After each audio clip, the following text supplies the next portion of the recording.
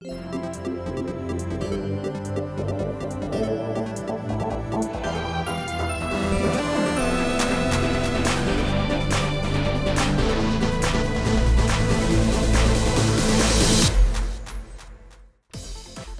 good, everybody? Welcome to another episode of the What's Good Games podcast, your source for video game news, commentary, analysis, and funny stuff. I'm your host, Andrea Renee, joined by Miss Brittney Brombacher.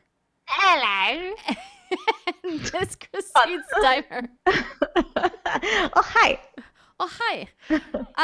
Good to see you, as always, ladies. If you guys are watching this video, you may recognize that Miss Alexa Ray is not here today. I have been told that she is apparently completely backflipped off the Earth officially and is now dealing with the consequences of space travel.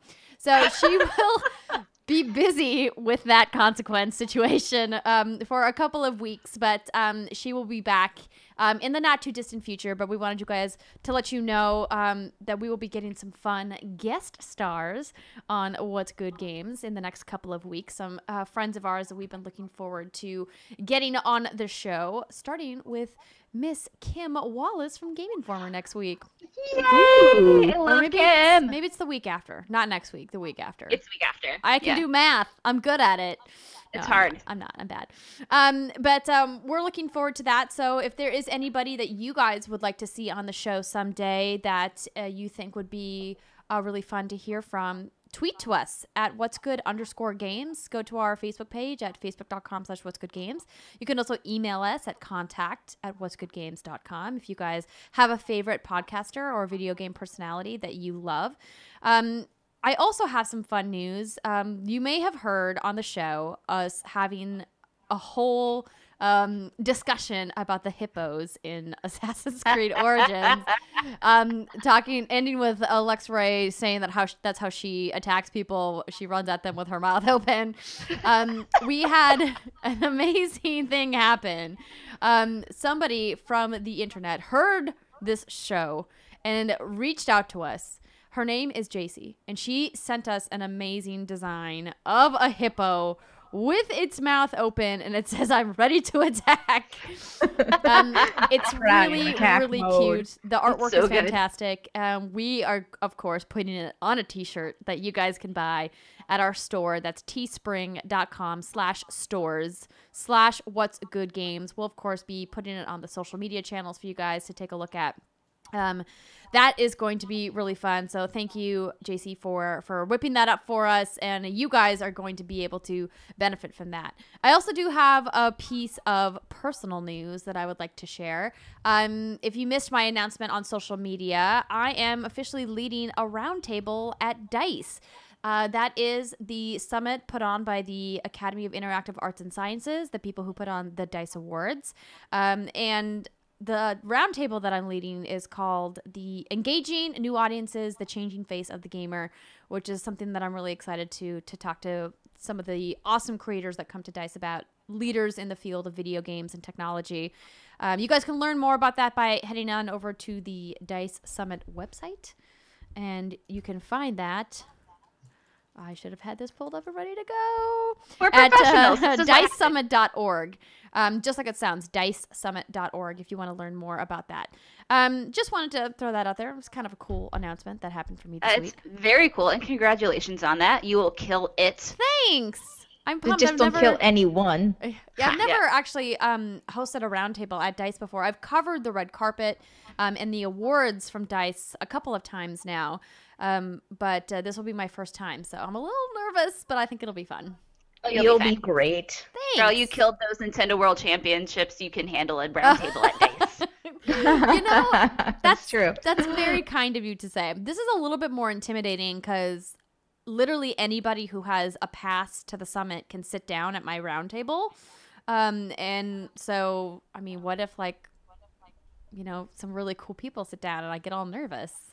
You'll be like, I'm a cool person too. It's fine. We all poop. Just picture them naked. No, yeah. So we all poop or picture them naked, one or the other. They both do the same thing. I'll leave the pooping aside. Maybe the nudity might be better. We have some other fun stuff happening over on our Patreon page. Britt, you posted our January exclusive video. Exclusive video and secret segment. Yes. It was really fun. The secret segment was us talking about some of our favorite memories of 2017, like when Steimer ate a corn dog on Splash Mountain. That I did. Yep, and you can access that if you pledge to us. I hate saying pay to us. You know what I mean? It just sounds so douchey. Yes. If you pledge $5 more at Patreon at patreon.com/whatsgoodgames. And I also uploaded our exclusive video, which is free for all patrons, and that is the Easy Bake Oven fiasco. The fiasco indeed. Hot mess. Literally. Well, no, not literally. It wasn't even, the food never It was got a that hot. lukewarm mess. A lukewarm mess. Yes, thank you again to Adult Swim Games for sending that Battle Chef Brigade Easy Bake Oven to us. We put it to good use and had some fun times. Thank you again to all of our patrons for supporting us and making ridiculous videos like that possible. Oh my god, it is ridiculous. Yeah, so good though. All right, so without further ado, let's go ahead and get started on this week's show. Wow, what an incredible week of news so far. And we even missed last week. You probably noticed the glaring omission of the Nintendo Labo announcement in our show because we taped our show before Nintendo dropped that crazy announcement. So I just wanted to briefly touch on that since we didn't get a chance to discuss it amongst ourselves last week. Steimer, do you buy into the idea of Nintendo Cardboard? I mean, I'm not 7 years old, so for me personally, no. Out the but gate, like, no. I can see how it would be a fun thing for kids. The only thing I think, like, the price is kind of ridiculous, but I mean, because I'm like, it's you're selling people cardboard kits for $70. Well, it's $70. Well, it's 60 or 70. I can't remember. So there's two different price that includes points. software, right? Yeah. So it includes the game. So let me just as a refresher, I just assume that most of you out there listening and watching the show heard about the Nintendo Labo announcement last week, but let me give you a little bit of a refresher of what these are precisely. So they're basically paper craft, but on crack. Build yourself peripherals. Yes, exactly. They're peripherals that go with pieces of software. So the first one is the Robot Kit, which promises to provide both children and adults with a keenness of hands-on activities with a kit that allows for the creation form of a robot suit with a backpack loaded with DIY pulleys used to create a more tactile world to control a giant stomping robot on the Switch console. So this, of course, pairs with a piece of software, a game, for the console. And then you have the Tech Cons, I believe, is the other pack. And that one is a little bit cheaper, $10 cheaper. And that comes with several different little pieces of cardboard. I mean, and these are buildable things. So that's the Toy-Con, excuse me, is what it's called. And it's 5 different Toy-Con projects, 2 RC cars, 1 fishing rod, 1 house, 1 motorbike, and 1 piano. So these are customizable as well. They come with sticker sheets, string, sponge sheets, grommets, all kinds of things. And you can buy tape individually to decorate them as well. So that is $69.99. The robot, $79.99. Huh. I mean, Steimer, you said you're not 7 years old, so you're not interested in it. But I'm sure, there are adults out there who like the crafty shenaniganry. And yeah, I'm sure there are definitely craftier people than I am. Yeah, as for me, if people love this, great, fantastic. I'm happy for you. It's just totally not my thing. But if it does well, I'm sure Nintendo will continue to support it. And if it does not do well, I'm sure it'll die out, like the vitality sensor, like the Wii. The board. God, I can't remember the name of that. It was the board, the Wii board. Was it called the Wii? It had a different name. It was called the balance board, right? Balance board. Yeah. I read a funny story that the German ratings board, I think the janitorial staff almost threw away the Nintendo Labo. Yeah, and because they thought it was just trash, but this was a while ago. So I thought that was pretty funny as well. Technically it kind of is, but it's intended garbage. But like because I don't know, I don't think of cardboard as like a real material, but That's probably some high quality cardboard right there.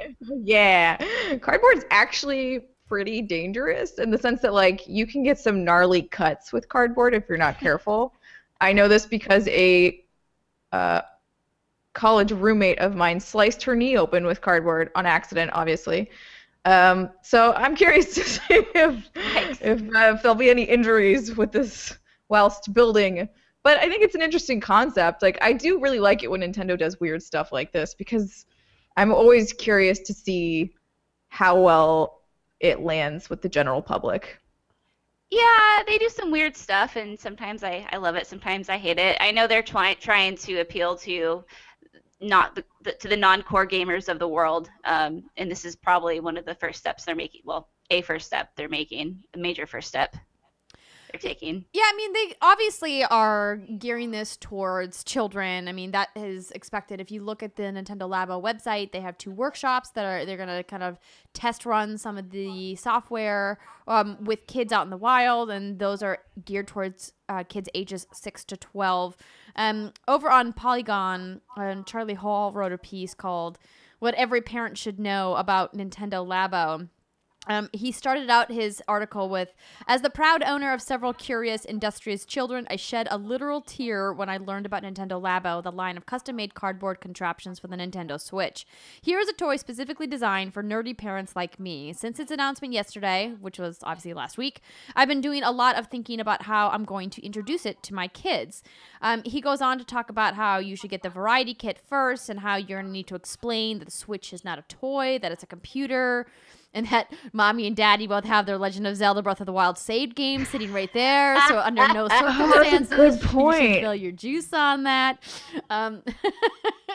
Man. Maybe put those saves in a memory card and then hide the memory card. Just And thoughts. safe security lasers, a guard dog.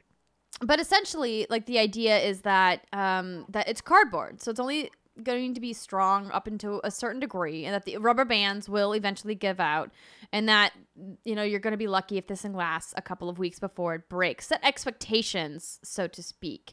And I wasn't very critical. I was a little bit skeptical when I talked about this on Games Daily last week, and I got a lot of heat from people online being like, "This is amazing. I can't believe that you're hating on it." And like, I'm not hating on it.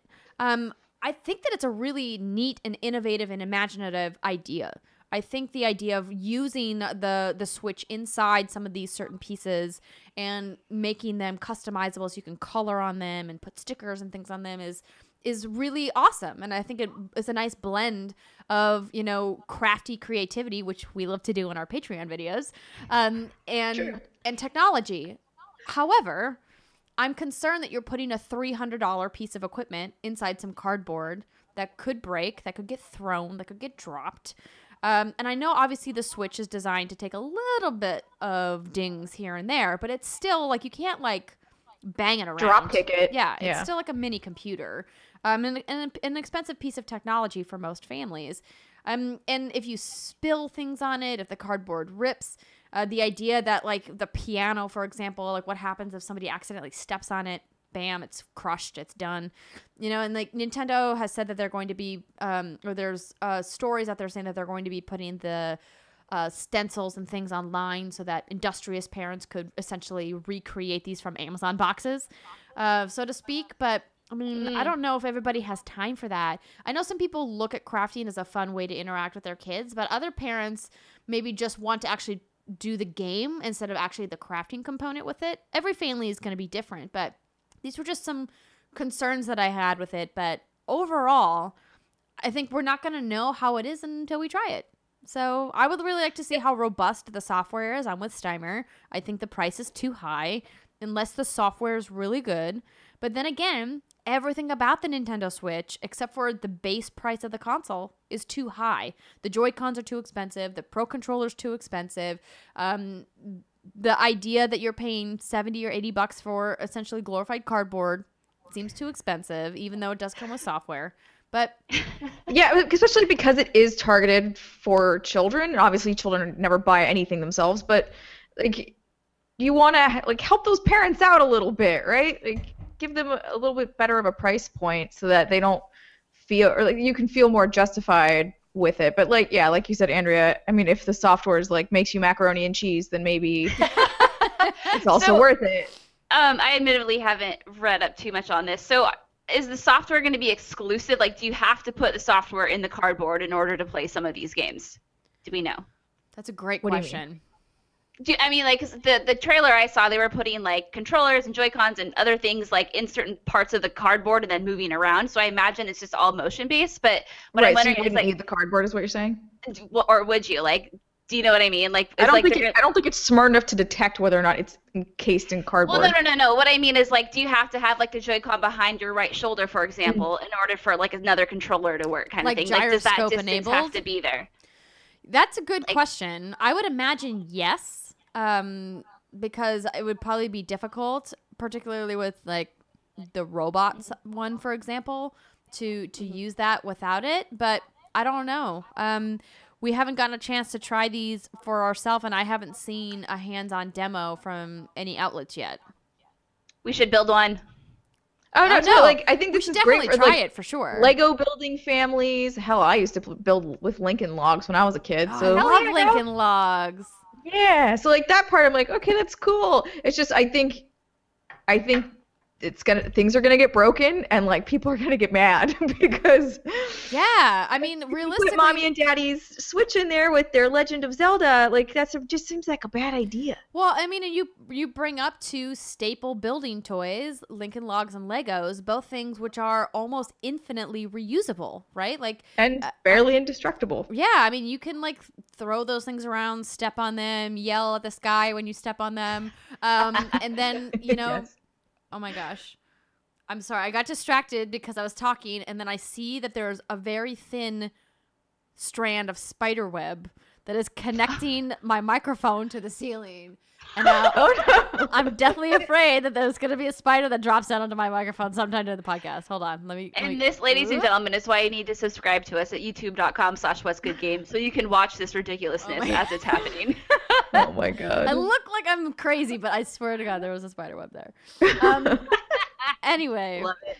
what I was saying was like, we'll see, right? Yeah, I think we're gonna have to wait and see. Now, I did have one parent who reached out to me who wrote about craft kits and how they're essentially disposable, and that you pay a pretty penny in craft stores to do craft kits with your kids. Think about like a gingerbread house, for example, and how much you would pay in all of the decorating supplies and the base materials to like essentially build a gingerbread house, and then like but you can eat it.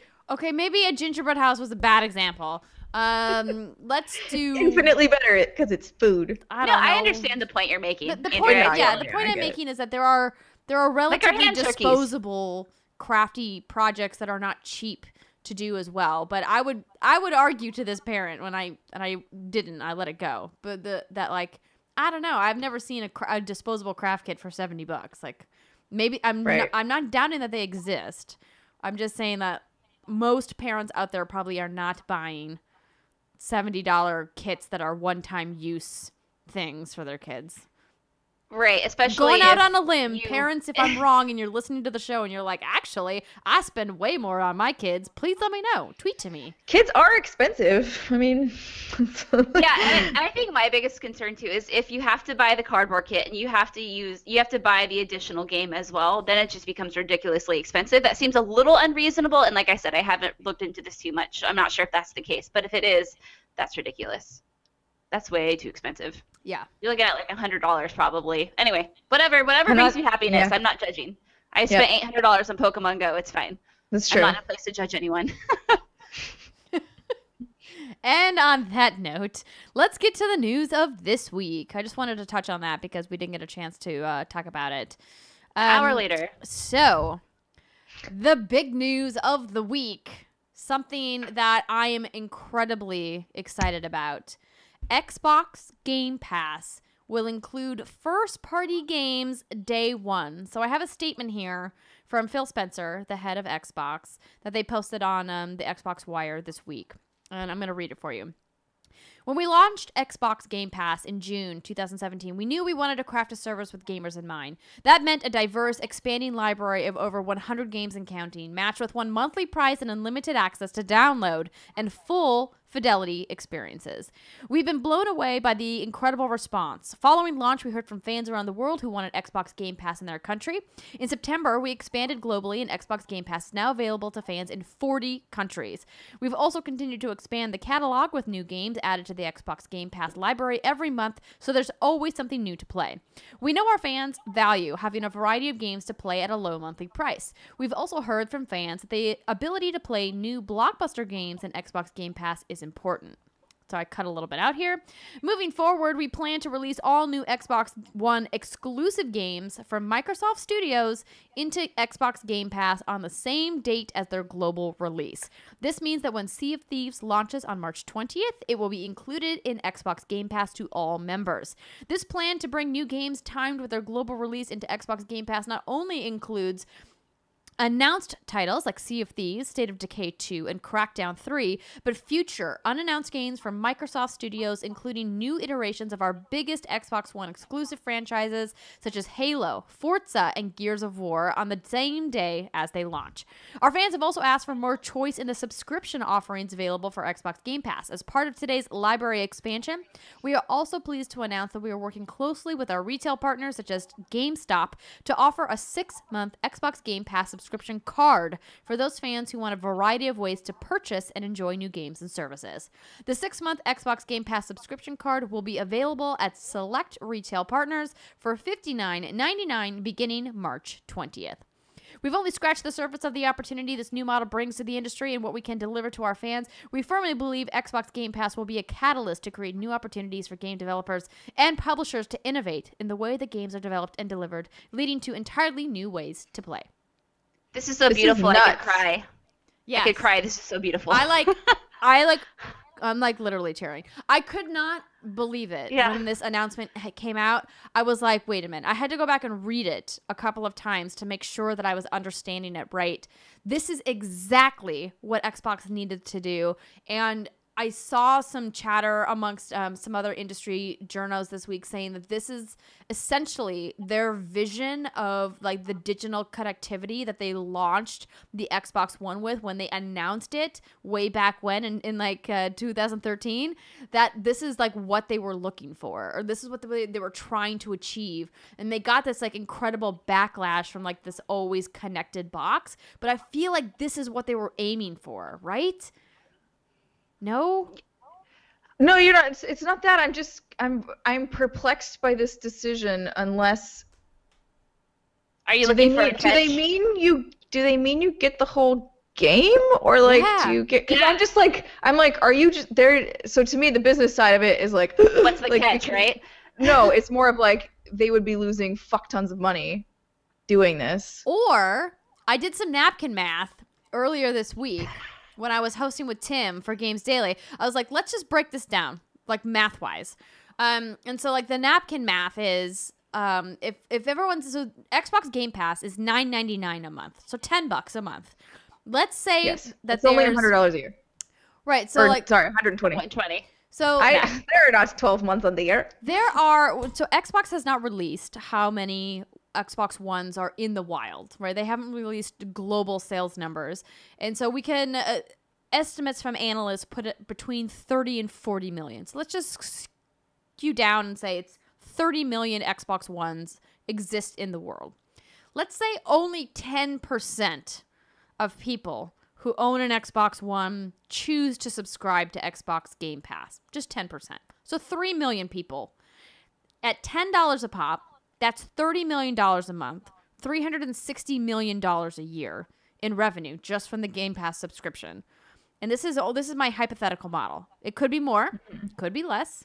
I would guess it is probably going to be more. Plus, they also have revenue coming in from Xbox Live Gold. Because while you don't need Xbox Live Gold to have Xbox Game Pass, if you have access to a game like Sea of Thieves, which requires you to be online, and you want to play it for your $9.99, you probably want to also get the Xbox Live Gold subscription to go with it. So think about how much extra revenue they're generating just on subscription fees alone. Whereas, you know, like, are they going to sell, you know, 2 million copies of Sea of Thieves? I hope so, but we don't know. But not only that, this is also super enticing for those who don't have an Xbox, right, or Xbox One. Because if you've been a PlayStation gamer your whole life or whatever, you're like, oh, you know, I would love to play Halo, Forza, Crackdown, State of Decay, whatever the hell, Gears of War, and you haven't played them on PC or whatever. It's not as a hard a pill to swallow to know that you can buy the console and then you don't have to pay for any of these games that you want to experience. All you have to do is pay $10 a month. You don't have to pay $60 for every game that you want or pay that used fee. So that's where I think this might even push console sales as well for people that don't already have one. Yeah, absolutely. And I think the big game changer between Xbox Game Pass and what PlayStation Now is doing is that you can download the game and play it offline. So if it's a game like State of Decay, the original, for example, you can download it and you can just play it. You don't have to stream it, which is a really big hang up for PlayStation Now, is that the streaming technology really is only efficient and effective when you have a very good internet connection where you're either hardwired in on your console and you have high-speed internet. I hear time and time again from people who use PlayStation Now and from my own experiences that if you're using it over Wi-Fi or if you don't have a great connection, you know, there's stutter, there's lag, there's issues with resolution. Xbox Game Pass eliminates a lot of that by downloading the game to your system. And so I'm really excited to see where this goes. I think Xbox absolutely needed to do something like this to invigorate their offering compared to what Sony is bringing with the first-party exclusives and what Switch is doing with their first-party exclusives and with the appeal that indies have on Switch right now and the portability of Switch. I mean, Xbox, I'm not saying that they have been struggling because they've clearly been doing well, and I really love my Xbox One X, and I think the S is a great piece of hardware, but they haven't brought the games the way that I think we all were hoping. Third-party games, yes, are great on Xbox just like they are on PS4, but I mean, this is super exciting for people who are fans of Xbox or want to be.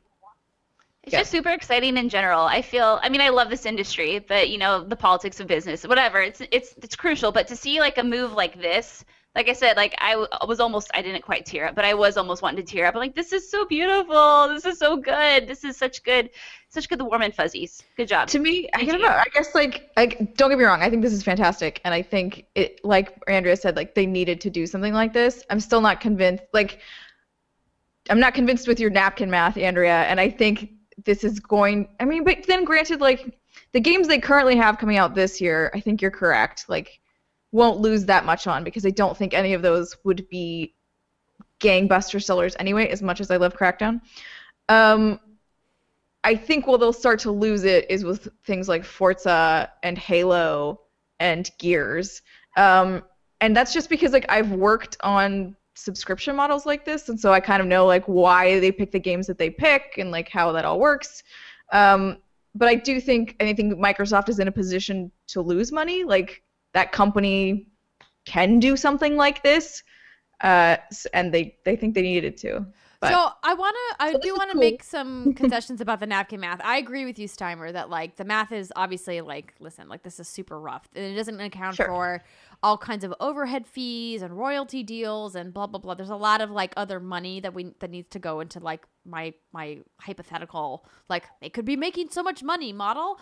The reason I bring it up is because I think what we're seeing, a trend across gaming as a whole, is this move towards major franchises as games as services and live service games. And microtransactions are infiltrating all kinds of franchises in a variety of ways. And imagine a world where a game like Gears of War, which I think does microtransactions in a great way because they offer some really fun cosmetic options to use for your guns and to use for your characters. Nothing is pay to win in that game. You know, they did offer a change up with the last game with the card system. But, I mean, for the most part, like, they've been known for their skins in that game. if you, as somebody who was like, well, maybe I don't really want to buy Gears of War 5, but I would pay a subscription fee to get in, but then, you know, they entice you with microtransactions, maybe that's a different way for them to make up revenue that they would have lost at the initial price point at launch. I mean, this is why so many games are successful with free-to-play, is because they open the door and say, hey, come in, look at Fortnite. Right? Like, that game is free. Yeah. Now they have 40 million people that have downloaded that game. You know, and if they only convert a fraction of those people to buy something, then they've, you know, then they've considered that a success. And, like, I don't know, like, obviously, like, what their numbers are, what their margin is that they have to make up in order to recoup the investment cost of the development of the game. But I have to imagine a world where Microsoft has run the data on this, right? And run the models to be like, would we ultimately lose money or make money? And clearly at some point, one of their forecasts has said, we're going to make money on this, so we should just do it. Right? Or do you think that they're just taking or do you think that they're taking a huge gamble? There are some times where it's like, we're so far behind, like, we need to do something. Like, I'm not saying that this is what this is, like, but I'm just saying that there are times in business where you just, like, if the company overall can afford it, you might make a decision that would give you a loss. But I think that's an interesting point that you bring up with the microtransactions. That could be kind of what they're going for, banking on, is like, we'll hook them in with this and then hopefully convert them to buy a little something extra. Yeah, and if it gets Xbox products in front of more people, I mean, that's always a win too. And it's just really good branding, honestly. This is like really good warm and fuzzies, like I said earlier, and that's fantastic. Yeah, they need to make some moves to, like, catch up to PlayStation at this point. And I think that this is a good one for sure.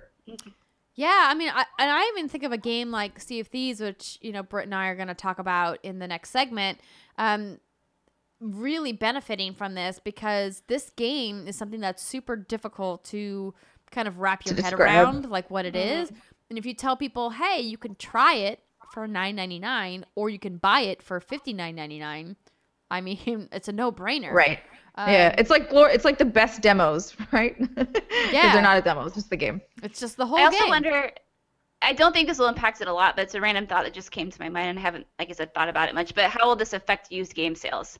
You know, will it, in the sense, like, if, you know, let's say Gears of War 17 is out, and people are like, you know, Gears of War 17 used is $17.99, or I could pay Xbox $10 and get it for $10 instead. Yeah, I mean, and to be honest, like, they're probably also banking on the fact that, like, you'll sign up for it and forget about it. Yep. And you won't use it for most of the time. But, I mean, that's an easy cost to justify, right? If you play, you know, the campaign of Halo 5, which you can just honestly do in one big long sitting, and it's like, well, there's your, when it was brand new, there's your $60 value. If you play 2 games a year that were brand new, it's worth it. It pays it off. But math. What's good math? Math. Love a good math. Yeah. Yeah, it'll be exciting to watch this and see how it does, and to see if PlayStation at some point ever feels threatened by this. I don't think that they're going to. I don't think they will offer this at all. I think PlayStation's going to look at this and be like, good luck, Microsoft. You know, we got our stable of first-party games over here. We're sitting pretty. I don't think that they're going to be fazed by this at all, but I think this is really exciting for gamers. I think this is going to be a good value for gamers to get in, to be able to play a bunch of games and to download them. And I guess if you haven't already bought an external hard drive for your Xbox, you better go get one. My question is, how does it work? So, like, you download the game and it says you can play it offline. How long could you play it offline until it checks you? That's a good question. I'm not sure. I do believe it's like they do license checks periodically, so you can't, like, remain offline for indefinitely. Yeah. Right. But I don't have the specifics. I would need to. Okay. I wasn't sure if either of you knew off the top of your head, but nay, that's cool. But I have been told that in the FAQs, somebody had asked me, what about games that? Oh, sorry. What about games that you've downloaded and then they remove from the service, because they do periodically remove third-party Refresh. games from the service, as long as you have them downloaded onto your console, onto your hard drive, and you don't delete them, they remain active as long as you maintain your subscription. That's sort of like PlayStation Plus. Yeah, exactly. But with well, yeah, well, with It works more like PlayStation Plus than it does PlayStation Now, basically. But with PlayStation Plus, if you buy it and delete it, you can go re-download it. Even if they take it out? Yeah, because I have forgotten. Because I'm pretty sure That's right, because you have all of the licenses. Yeah, because with PlayStation Plus, you're essentially buying the game, and then downloading it onto your system. But with Game Pass, it's like it's part of your subscription. And so if you download it to play it like and then delete hybrid. it, you can't go back to Game Pass and re-download it if it's missing from Game Pass. Does that make sense? It does make sense. It's a strange hybrid between PlayStation Now and PlayStation Plus. It is, which is why it's exciting.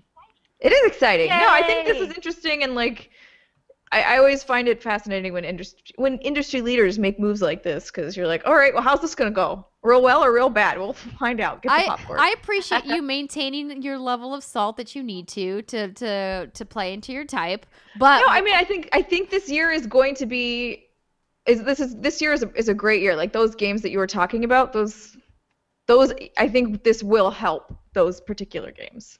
I'm only skeptical when it comes to like Halo and like the really big blockbuster games. It's fair. Indeed. It's very fair. Well, we will keep an eye on it and report back. If you guys play with Xbox Game Pass and have strong thoughts about it either way, if you're like, I hate it, or oh my god, I love it, tell us. Who would hate it? I don't know. Sometimes people have bad experiences. We would like to hear about it. You can email us, contact@whatsgoodgames.com. Next up, God of War finally has a release date. It'll be coming to PlayStation 4 on April 20th. So Corey, 420. yeah, 420, blaze it. Corey Barlog over from Sony Santa Monica Studios made a statement on the PlayStation blog. He said, "First, let me say that this is my favorite release day of my entire career. If I live to be 100, I do not think I will be able to top this release day. There's been a long journey just to reach this point, so it's a little bittersweet to think that we are only a few months away from that journey finally coming to an end. While I'm sad, I'm also excited because in a few months, wait, sorry. No, it means yes, everyone while I'm will sad, get their I'm hands. also excited because it means everyone will get their hands on this crazy adventure that we've been crafting for nearly 5 years." And then they show the trailer.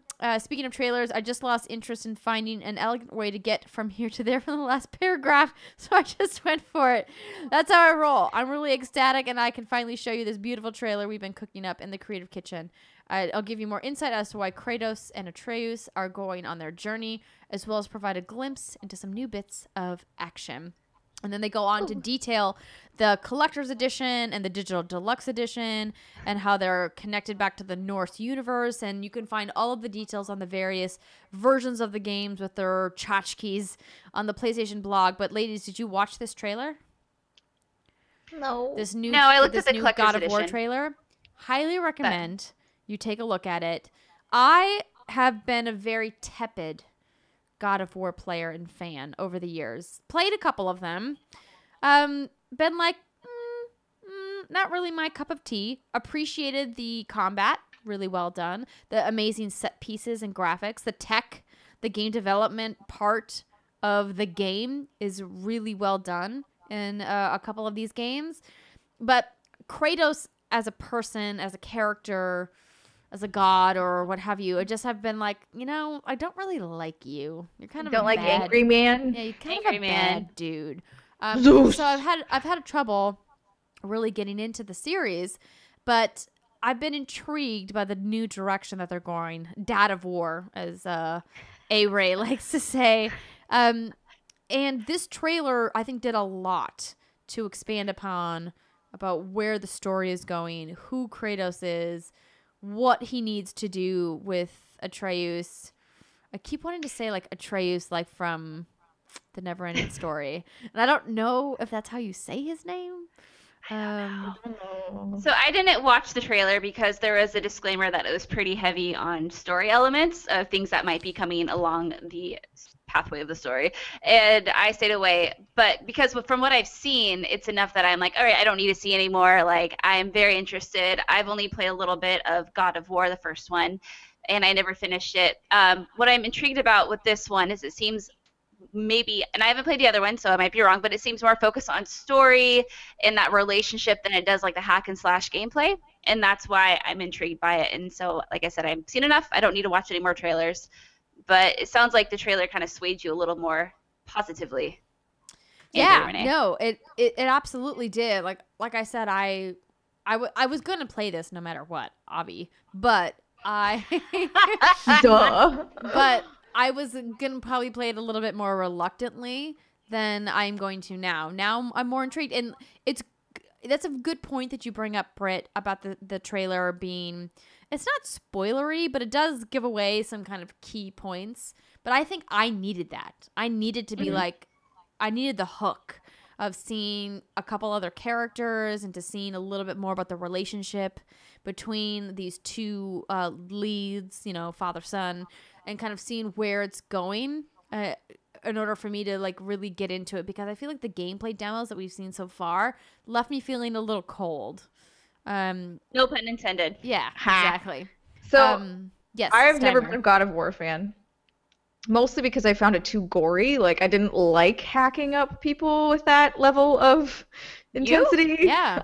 I know. I mean, I don't like seeing intestine. Like, that's just not my jam. But it's just That's gross. a pull quote Nobody for wants, ages. nobody wants to see that. I like fake gore where it's like, I sliced somebody, but it's just like weird blood spilling out, but there's nothing like hyper realistic about it, right? I don't want to see entrails. The like fantasy, the green blood. yeah. Yeah, exactly. I think I was with you, Britt, when we saw the reveal for this game at E3. Yes, We were sitting next to each other. we were. And we lost our minds, mostly We because did. the crowd was also like, And it's we were hard a little tipsy. situation. Let's be We were- realistic. a little bit. But you know, when everybody else is hyped, like you get hyped. Oh. And to be honest, from that point forward, I knew that I was already sold on this game. Like from that one demo, I was like, all right, I'm in. I will try out God of War and like actually play through it. Yeah. I'm a sucker for a collector's edition, so I was checking out this $130 collector's edition. It features 9 inches of Kratos. Sorry, I had to make that joke. the statue. I thought it would be bigger. The statue is 9 inches tall. Thank you, Andrea, for holding up the "That's What She Said" pillow. You're Clutch. welcome. And it's pretty gnarly. It shows Kratos slicing the head off of an enemy. And his son has his bow, and then there's an arrow through the enemy's. I think it's his eye socket. Pretty Probably. badass. Also comes like a cloth map, a lithograph, steel case, and some digital goodies. But I'm kind of tempted. Do you want don't a man need it. I don't head need in it. your house? Britt, I've I don't seen need your it. house. You have plenty of things. You have plenty of tchotchkes, I do. knickknacks, But it's pretty cool. I kind of like it. toys. Yeah. But it is, if you guys, again, want to check that out, all of the major retailers have them. Yeah. There are specific retailers that have certain pre-order bonuses, which you can find all of those details in the PlayStation blog. But there's actually a really good dev diary video that GameInformer did as part of their cover story. If you guys want to check that out on the GameInformer website or on their YouTube channel, that really kind of deep dives a little bit more into like a behind the scenes of the production of this and how it's so different than the previous games in this franchise, and how they really wanted to kind of reinvigorate and reinvent this franchise from a way, but also stay true to its roots, and how to balance the difference between doing something new and fresh and different, but also not losing their identity. It was an interesting watch if you guys want to take a look at that. So, And I would be curious to hear from hardcore God of War fans to know if you like this direction that they're taking Kratos. I feel like he's becoming, I don't know much about this game, maybe a more likable character, more relatable, not the sex-hungry, evil, blood intestine showing person / god, whatever the hell he is that We we've just seen. shouted at everyone. He just shouts a lot. So I'd like to know if you're upset with this direction they're taking him, or if you're like, this is cool, this is needed. Let us know. Contact at whatsgoodgames.com. yeah. Yeah. All right. Well, moving on. Let's talk about to- something weird. This is the weird one. I like it though. Ubisoft has unveiled its own game-friendly version of Siri. So this story was written up by Eurogamer, but you can find this also on the Ubi blog. Ubisoft has announced a new addition to the Ubisoft Club. Its somewhat nebulous layer of cross-game friction. The new addition is called Sam, and it's a personal gaming assistant. Sam has 2 elements.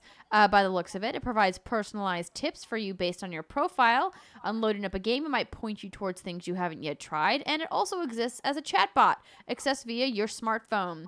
The trailer shows someone using the bot to find out how much time they've put into a game, and of course to spy on their friends. And then the video also reveals that Sam can push you to trailers for Ubisoft games and alert you to discounts you may have earned. And the video also makes it look to be rather intrusive, according to Eurogamer, but I don't think it's intrusive. I think the thing they're referring to is when she's like, I see you lost a game. Do you like need help? Here's this video of the specific map you lost. Yeah, so it was I think Ghost Recon. So in the trailer, a guy like boots up Ghost Recon and then his phone like lights up and it's like, "Hi, I'm here. I heard that you were having trouble with this map. Here's a tips and tricks video in case you need to get good." Slap that thing across the room. So I have to imagine that there's obviously notification settings and things that you can toggle on and off to how intrusive you want Sam to be in your life. But it's interesting. I'm not quite sure why they made this thing, though. I don't quite get it. This to me is neat, but since it's just Ubisoft games, it's very limited in what it's good for. I mean, yes and no. Oh, sorry. Go ahead. Oh, no. I was just going to say, maybe if you're like into hardcore Rainbow Six Siege, maybe there's some things in there that you need to know on the fly. But I watched the trailer and it's neat and it's cool. And if you like it, but I was like, I think I told Simon, this is one of the most unnecessary things I think I've ever seen. Not that it's, a bad thing. Maybe people will really enjoy it. But in the trailer we watched, I was kind of like taking notes of the things that Sam was able to answer, and it was how long you've played a game, how much of the map you've explored. At one point, the person asked who's the best assassin, Bayek or Ezio, and we didn't hear an answer because it cut to a new scene. So I don't know if this Sam has personality or what. And then I'm sure it has like a quippy Siri thing where it's like, whoever you prefer. They're both great. What's my friend playing? And they tell you what console it is, and they ask you if you want to buy it. If someone accepted your game rendezvous later tonight, you can ask them to show you a trailer, like Andrea said. So it's like this is cool, but I feel like I just can't ever see any use of it, I guess is what I'm trying to say. Yeah. So you will not be downloading Sam and letting her or him, I don't know, into your life. I'll definitely try it. I mean, prove me wrong, right? But it's just one of those things. I'm sure there's people out there who will love it, and I'm happy for you. Yeah, so I didn't even realize that there was a Uplay app. So after watching this commercial, I downloaded the Uplay app. I have really been a fan of the Uplay connectivity, how you earn in-game rewards that will then translate to credits that can then translate to items. So like you earn these Uplay credits from playing Ubisoft games, and then you can go download specific items in game. Like I used it to download a couple items in Assassin's Creed Origins, for example, which is, I think it's cool. It rewards gamers for playing Ubisoft games, and Ubisoft has got an increasingly growing suite of games as services, right? They've got For Honor, they've got Rainbow Six, they've got Ghost Recon, and they've been doing really well with, putting out new content for Assassin's Creed. I'm going to talk about the hidden ones in the next segment. So I think this is really smart of them to find a way to get people back into Uplay, back into playing the games, back into microtransactions. But, I just don't understand why they would spend the money to develop a whole digital AI assistant when they already have Uplay. Why don't you just add notifications into Uplay? I don't need to ask Uplay, like, how many hours have I played Assassin's Creed Origins? Because it's fun and quirky. I mean, unless this expands to become kind of like an in-game guide. I mean, maybe that's the ultimate goal of this, right? If you want that kind of interaction with an AI Sam and you're going through a map, and eventually you can be like, hey, are there any treasures in this area of the map? And maybe Sam can like know what you're doing and track and be like, oh, maybe here, here, and here. Or maybe put hints on your screen. I don't know. maybe that's the ultimate goal, but as it stands, yeah, I don't see a real necessity for it. The bare necessities. Well, good the news, simple it's bare free. necessity. You don't have to pay for it. There you go. I do. Sam's I'm real realizing easy. that I don't have a release date of when Sam is going to be available. Did you see that in the trailer, Britt? No, I don't think I noticed that. I didn't either. Okay. Well, moving on. Our last story of the week. BioWare doubles down on Anthem as pressure mounts. Rumors that it's been delayed to 2019. So Who would have thought that would happen? right? So this is a big report from Jason Schreier over at Kotaku, but Polygon has kind of given the cliff notes, if you will. So These I'm are the going to cliff read notes. It's still like an entire. I know, you should see the original report, girl. It's like triple. Oh man. Okay, so Anthem, BioWare's ambitious action role-playing game announced at E3 2017, will not come out until 2019, according to a report from Kotaku, representing a delay past the launch window originally said to be the last quarter of this year. Kotaku's report characterizes Anthem's delay as a sign of increasing pressure on the Electronic Arts studio to come back with a big hit following the disappointing performance of Mass Effect Andromeda last year. Unidentified sources connected to the studio told Kotaku that the fall 2018 window was never realistic. Kotaku speculates that BioWare cannot delay the game beyond March 2019, which is when EA's fiscal year ends. An Electronic Arts representative told Polygon that the company did not have any comment on Kotaku's story or the progress of Anthem's development. Quote, there's a belief that if Anthem doesn't live up to EA's expectations, BioWare will look very different in the future, end quote, especially after Andromeda's performance, Kotaku reports. The report says that most of BioWare's attention is now focused on Anthem and away from a Dragon Age reboot and the MMO Star Wars The Old Republic, which launched in 2011. There was also, as a side note, before I continue, another story this week about another confirmation that Dragon Age is in development, but we already knew that this game was in development, so just another employee confirming it, I don't think is really noteworthy. It's not groundbreaking news, no. Yes, surprise, they're working on Dragon Age. Mass Effect Andromeda was, continuing on now, was a troubled project before it launched in March 2017, and the aftermath ultimately led to a restructuring of BioWare Montreal, with developers from Andromeda reassigned to support BioWare Edmonton's office instead of working on a sequel to Andromeda. Support for the game ended in August, and no post-launch downloadable content was ever created, a departure from how past editions of the AAA franchise between 2007 and 2012 had been handled. Kotaku's story goes on to say that BioWare has also reevaluated its approach to Dragon Age in light of publishing expectations about games as a service. That, combined with difficulties integrating the Frostbite engine originally built to serve shooters like the Battlefield and Battlefront series, has some in the studio anxious that its fate depends on the success of Anthem and its reputation, according to Kotaku. Anthem, an open-world science fiction RPG whose characters wear mechanized combat suits and battle monsters in a post-apocalyptic setting, received a splashy premiere during E3's keynote last summer. Also important to note, BioWare's general manager and Anthem's director, Aaron Flynn, resigned from the studio last year, and he was replaced by Casey Hudson, the longtime veteran of the Mass Effect development series. And I think Casey was also working on Anthem before he left. It wasn't announced as Anthem, but it was like never confirmed. Yeah. Listening to all of this, if I were Alexa right now, my Fitbit would be going off. Like, you know what I mean? It just makes me it just makes me so sad and anxious to hear and read all of this stuff, especially, you know, if this is true, and a lot of people are worried that the fate of the studio depends on Anthem. Like, that's I don't scary. know that the fate of Edmonton would ever depend on that. Because Edmonton's always put out good product. Andromeda was Montreal, and like they got their hands slapped back. They've now been back. It was like, all right, now you're back to being a support studio. You were not able to prove that you could handle this. So I mean, I could see them being in trouble, and I could see Austin potentially being in trouble, but I don't see them closing Edmonton. That being said, my heart rate's gone up 0% because I kind of expected all of this, especially with the I was like, there's no way they're going to be working on Dragon Age and this at the same time. Like the Anthem is too big of a project that a studio like that BioWare has just never done before. BioWare Edmonton, obviously, because Austin has been working on an MMO.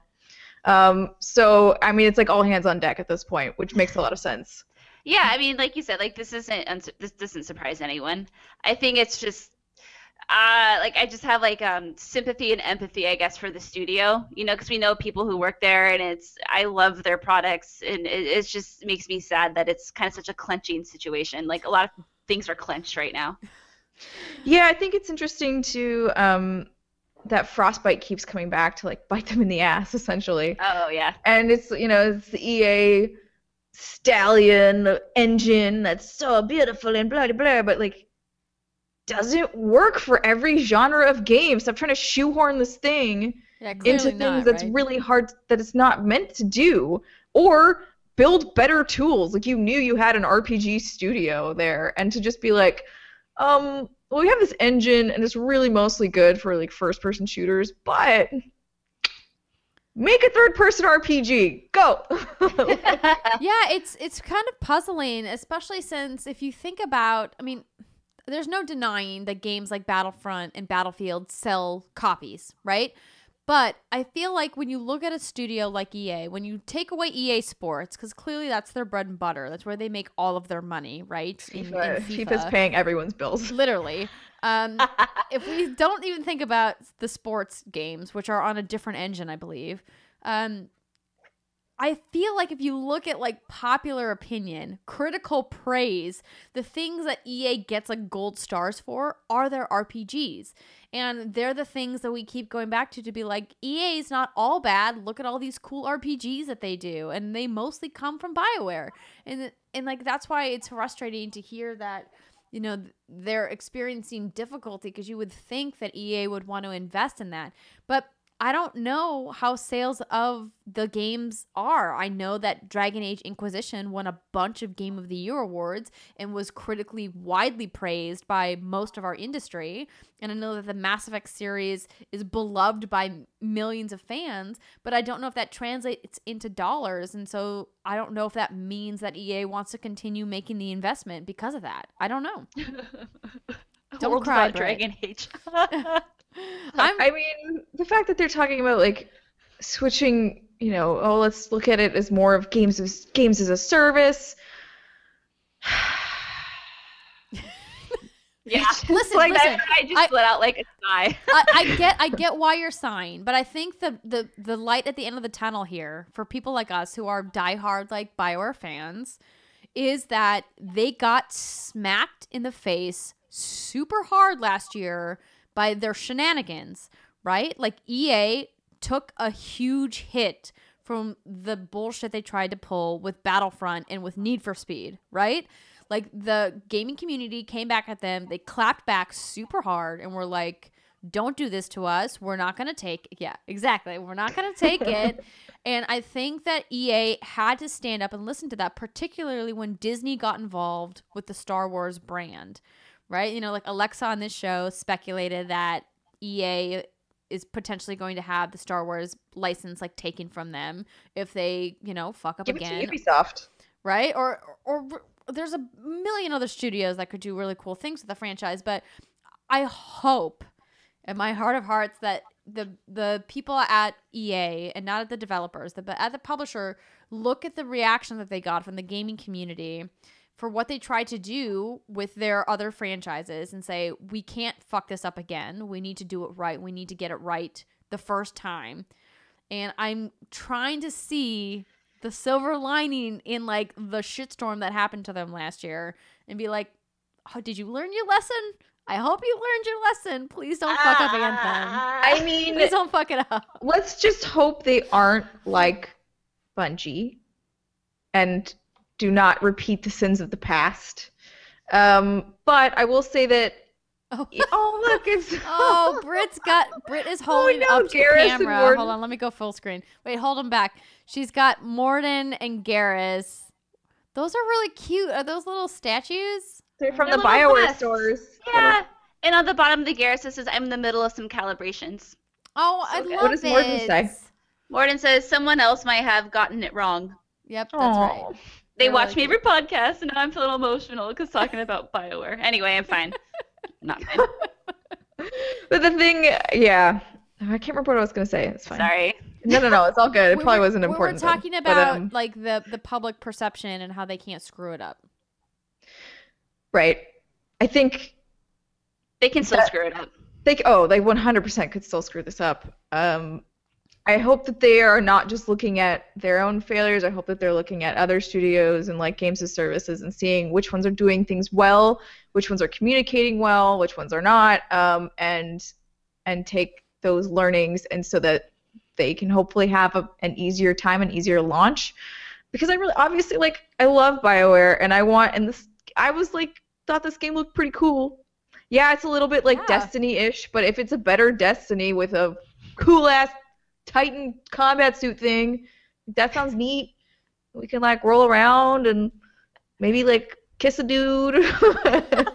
Bang some people. Let's get real. Bang You some don't want to stop at aliens. kissing. Yeah, I don't even need it to be Destiny. It can be its own thing. Like, I love sci-fi.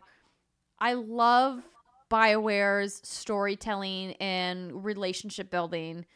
And if they make that like a shared world shooter experience, even if it's third person, and even if the shooting's a little bit janky because it's going to be really hard to top the buttery smooth FPS that Bungie has created, Yeah. I'm okay with that. It doesn't need to be better than Destiny in that area. It just needs to be more story driven, which us fans of BioWare love about BioWare.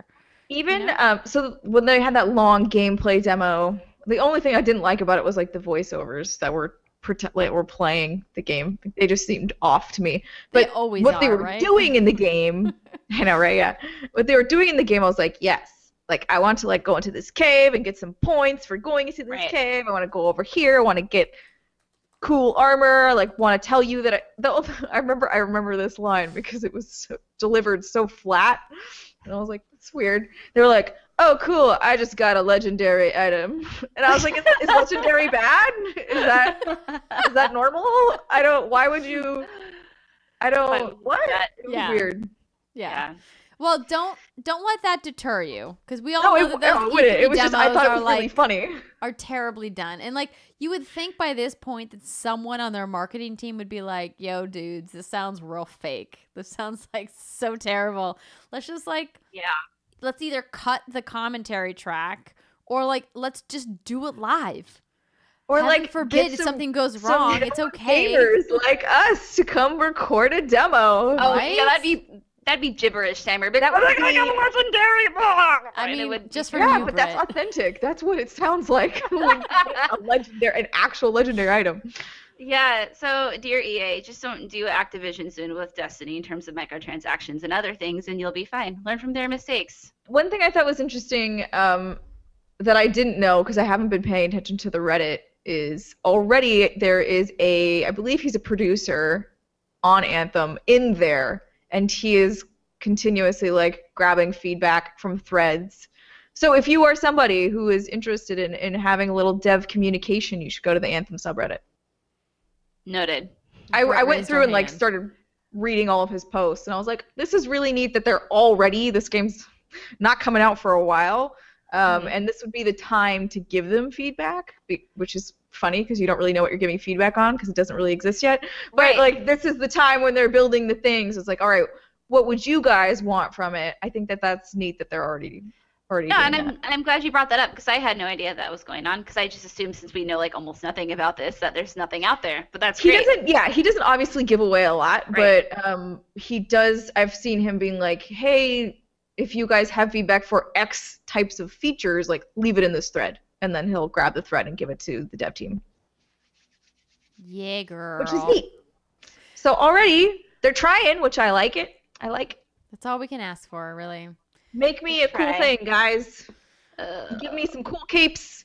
I want this game to We do all so just want well. It peace. hurts. Yeah, It hopefully hurts. we'll get a nice chunk of gameplay at E3 this year, since it's, Hosted by I What's Good Games. I'm going to put it into the universe. we will co-op it for you.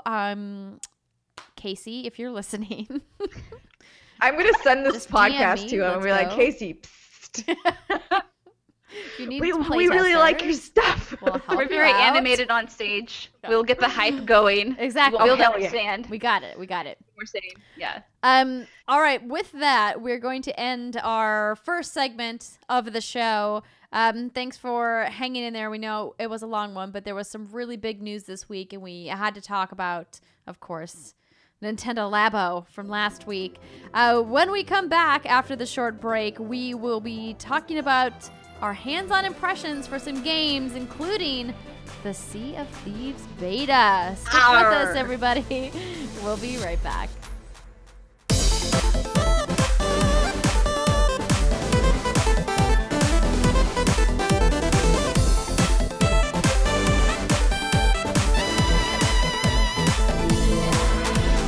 Welcome back, everybody. This podcast, and now we're going to talk to you about some video games that we have played.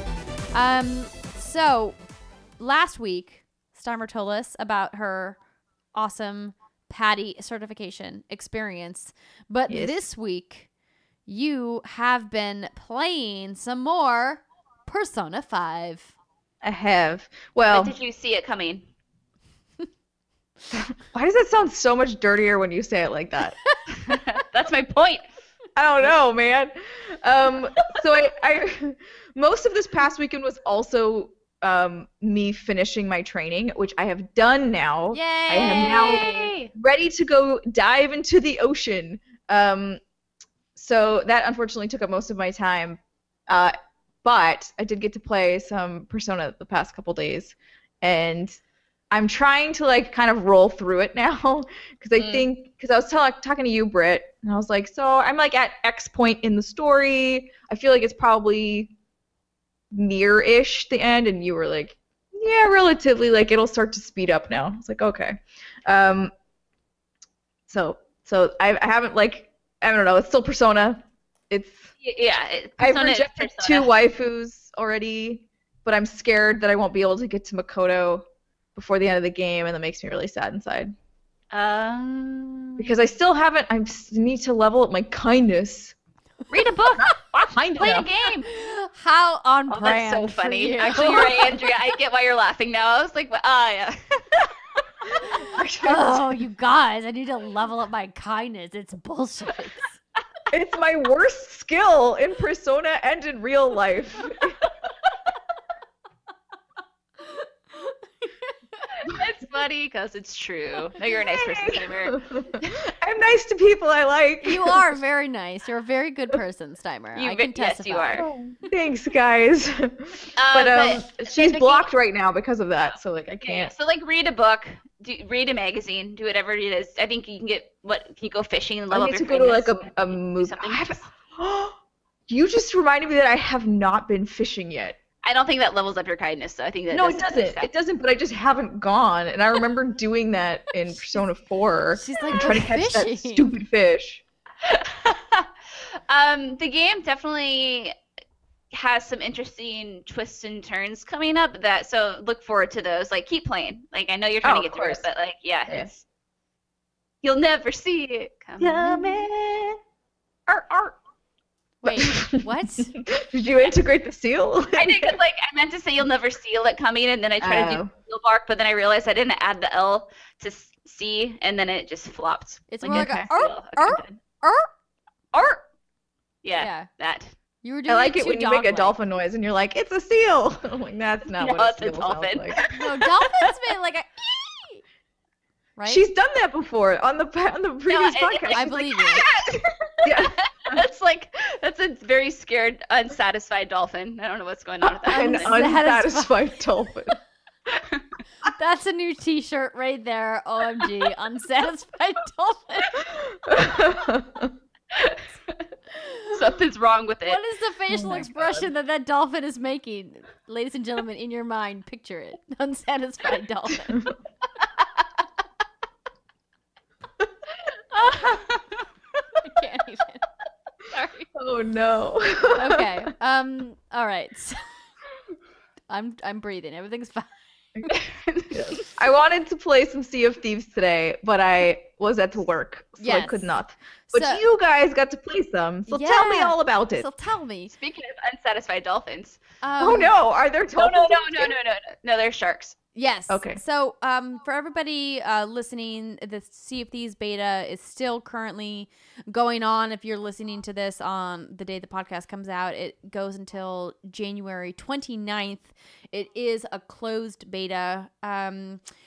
So we will play, Steimer. We will play together. Britt and I jumped in to a match with her husband Jason, and because you need a fourth, they randomly matchmake you with someone, which was interesting. I think there is a second level where we can go down a level in ship, and they change the size of your ship.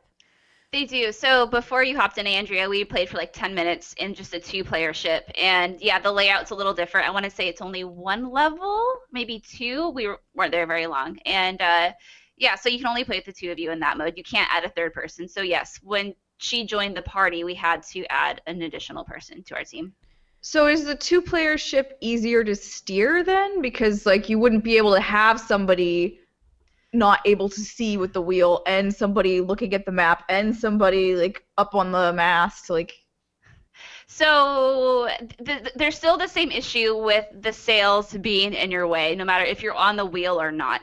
So what I had to do was like obviously look at the map in the room and then look at like the little treasure map that I have in my hand and compare the two and just kind of tell them like turn left, turn right.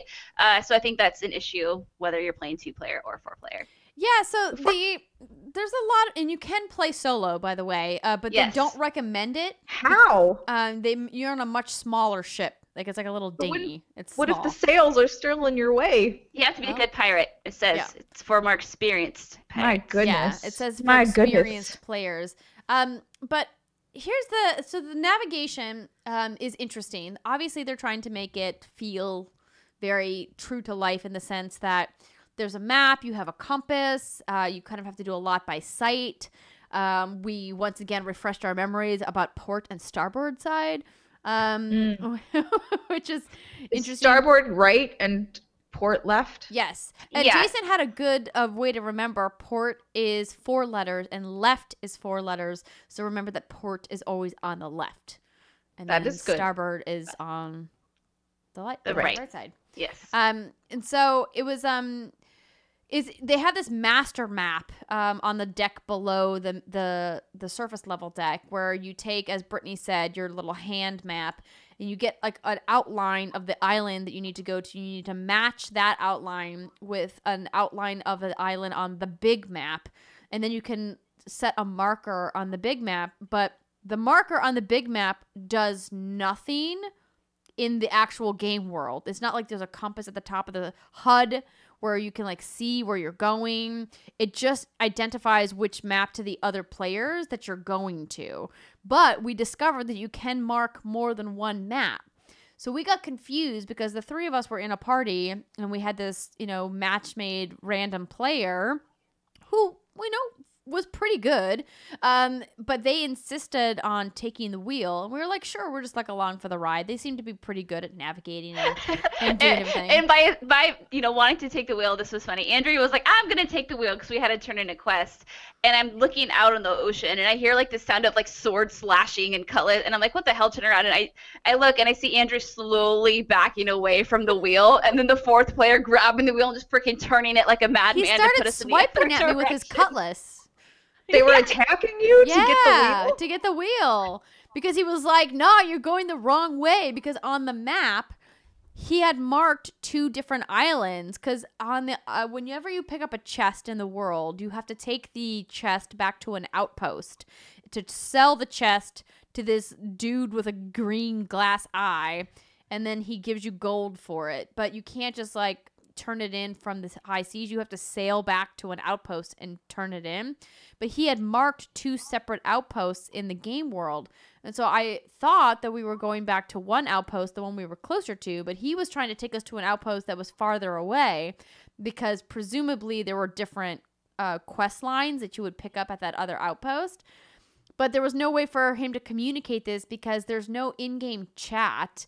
There's just pre-set up dialogue lines that you can select from, which makes it frustrating if you want to communicate something that is not represented in the pre-written chat lines. Now, obviously this is a beta, so I don't know what the robust chat line offerings are going to be in the full game, but I would hope that they would allow you to type something in custom. I mean, that would seem to make sense, right? It depends on how family friendly they're trying to go. That's true. I mean, but like even if they're trying to go family friendly, you can like mute out certain words. Like in Paragon chat, for example, if you type in certain swear words, it appears as heart emoticons in the That's chat. really funny. So like I love it when people do that. Yeah, so it's like, I mean, clearly you can see when someone's swearing, but like you don't know what they're saying. I mean, you could infer it, you get know. around it easily though, like because there's always like people will do spaces or like periods or something. No, there's no way to type anything in that we saw. Britt, did you see that? Did you see that at all? Not at all. Yes. No, I meant on Paragon. Sorry. Probably. I haven't been in a chat with somebody who was so desperate to be vulgar that they tried to figure out a creative way to be vulgar, thankfully. Gotcha. Okay. But I understand that from a family-friendly perspective, they want to kind of keep it like PG. But that being said, there were certain things that we noticed that were difficult to communicate to this person. Like there's a raise the sails line, or there's an angle the sails line, because you can turn the sails from port to starboard side, or you can have them straight on. But there isn't like an angle the sails port or angle the sails starboard. You just have to assume that they want the sails angled different than what they currently are. But there's 3 positions for the sails. And so you're like, well, do you want it in the middle or do you want it to the other side? I'm confused. And if you don't get it wrong, then you just say, angle the sails. They just keep spamming it. Yeah, I think that they'll probably, I don't know that they'll allow you to type something in, but I think hopefully what this beta will do is be like, all right, what are the phrases we're missing here? Yeah. So exactly what you guys just said. And then maybe like they should put an oops a different outpost or like, you know, like stuff like that you might want to say to somebody that's not toxic in any way, but it's just like you need to communicate if you're not on. So I assume you guys were just connected via party chat? Yes. Yes. Box, yeah, okay. Yeah, so we picked up a first quest, which is like sail to this island that was really far away. And then find something. So Britt, how did you find our high seas experience? I found it fun. Okay, I'm trying to like think here. So obviously, no, I had a really good time. Like I had fun playing with Andrea and Jason and the other guy. The problem I had, not the problem, but something that kind of stopped the fun out. And I understand that, you know, there's only like a few different quests you can do right now, or probably what people have access to with the amount of time they put into the beta. So we were paired with someone who clearly knew what they were doing. Maybe they had done this before. And what happened is we would no sooner like land to an island, and then this dude would have the treasure, and back in the boat he would be. So it wasn't really the game's fault. It's just you were playing with kind of a not great player. Who either played in that closed alpha or like had done this mission already and was replaying it, and so like we didn't get the discovery of it. Like they just went and kind of did it all for us, which was also like it was double-edged. On one hand, it was like, oh, it's great that it's not like we don't have to dig around forever, but at the same time, we're like, well, that kind of takes the wind out of our sails. That's part of the fun, is like going on and finding it and being like, where is it on the island? It's between 2 rocks shaped like dogs, and you're like, okay, where are those? And then right, and that was, and so that took away part of the fun because like I want to do the exploration and whatnot. So I don't know how they can fix that, if they can prevent that problem when the game's released. I mean, maybe not. I don't know if the people, because if you get someone who's super experienced, I doubt they'll be wanting to play with noobs. For any noobs, I can't believe I just said that word. What year are we in?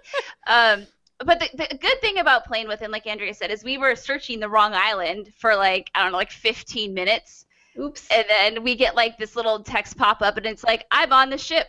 Sorry. And then we had to like teleport him because he took our ship and like went away and actually started heading towards it. Yeah. Yeah, he started. Yes. I'm so sorry. Go ahead. No, yeah, he left us and started going toward the correct island. So we found a mermaid in the sea and warped to the ship, and I played the accordion semi-naked, and we had a great time until we got to the new island. Yeah, so did Britt you get drunk? Who got drunk? Around. Britt got drunk. I started drinking, but I didn't finish my tankard. But so what happens is if somebody in your party takes the ship and you're stuck you're marooned on an island, a mer person will appear, and then you'll see like a smoke signal, like this vivid blue tealish colored smoke signal coming off, and then when you walk over to the smoke signal, you'll see like a little mermaid in the water, like waving their arm to be like, hey, I'm over here, and then you go over there and they'll teleport you back to your ship. I've seen that whenever I played it. I guess at E3 we played it a few times. Yeah, that's in there. And then there's like the death ship when you die. Oh yeah, when you die. You know, Jason blew me up more than once. He was was it you or me? One of us had a gunpowder barrel, and I set it down, or you set it down. Something happened, and Jason had a sniper rifle on a hill far away. He's like, I wonder what's gonna happen if I shoot it. And needless to say, what do you think's gonna happen when you shoot a barrel full of gunpowder? He was like, I didn't know if there's friendly fire. I was like, bullshit. There's not with the swords. You can't like kill somebody else with one of your swords if they're on your team. But you can, not on your team, but we found out when we were so we went to an island to turn in some chests that we got from one of our quest lines, and I was on the island, the outpost, which I thought was like a community safe space. Oh no, somebody from a different crew came over and murdered Brittney when we were just on the island trying to turn in our chests. Right. So I was did they not take happy your about chest? it. No, so we had turned the chest in, and I think we were checking out the shopkeep area, and then we turned around for some reason or another, and I hear Andrea like squealing on the other side. I'm like, what's happening? She's like, I'm being murdered. And then I was like, what? And then I was murdered at the outpost. So, like... Yeah, and so then I was killed as well, and I ended up on another ship, and I think you did too, Andrea, paired with other players. That seems weird. Well, I don't want to call it a problem because I know it's beta. The issue I had with this was that we were on an island and there was a guy there that was selling, it seemed like upgraded buckets for when your ship is flooding, an upgraded compass that will show you if you're near coins. Like there were some upgrades there in a blunderbuss, and I was curious to continue looking at those upgrades to see what they were because I haven't heard anything about upgrades. But when I looked away for like a few minutes, like I was blown up and then I was taken away from the outpost, and that was a little frustrating. Wrong. Like, even though, yes, you want a PvP game, you always have safe spaces where there's merchants. Yeah. And so maybe it's because it's the beta, but that's the point I was making to Andrea. I'm like, what if, we just spent like 25, 30 minutes like doing this voyage, getting these chests, and we sail back, and someone kills us while we're holding our chests. Do they get to turn them in? I imagine not, because that's how probably a lot of people would play. They would probably camp the outposts. But yeah, I'm curious to hear more about it, how it works. But if they couldn't turn your chest, and then I don't know what the point of killing you there is, other than to just be an asshole.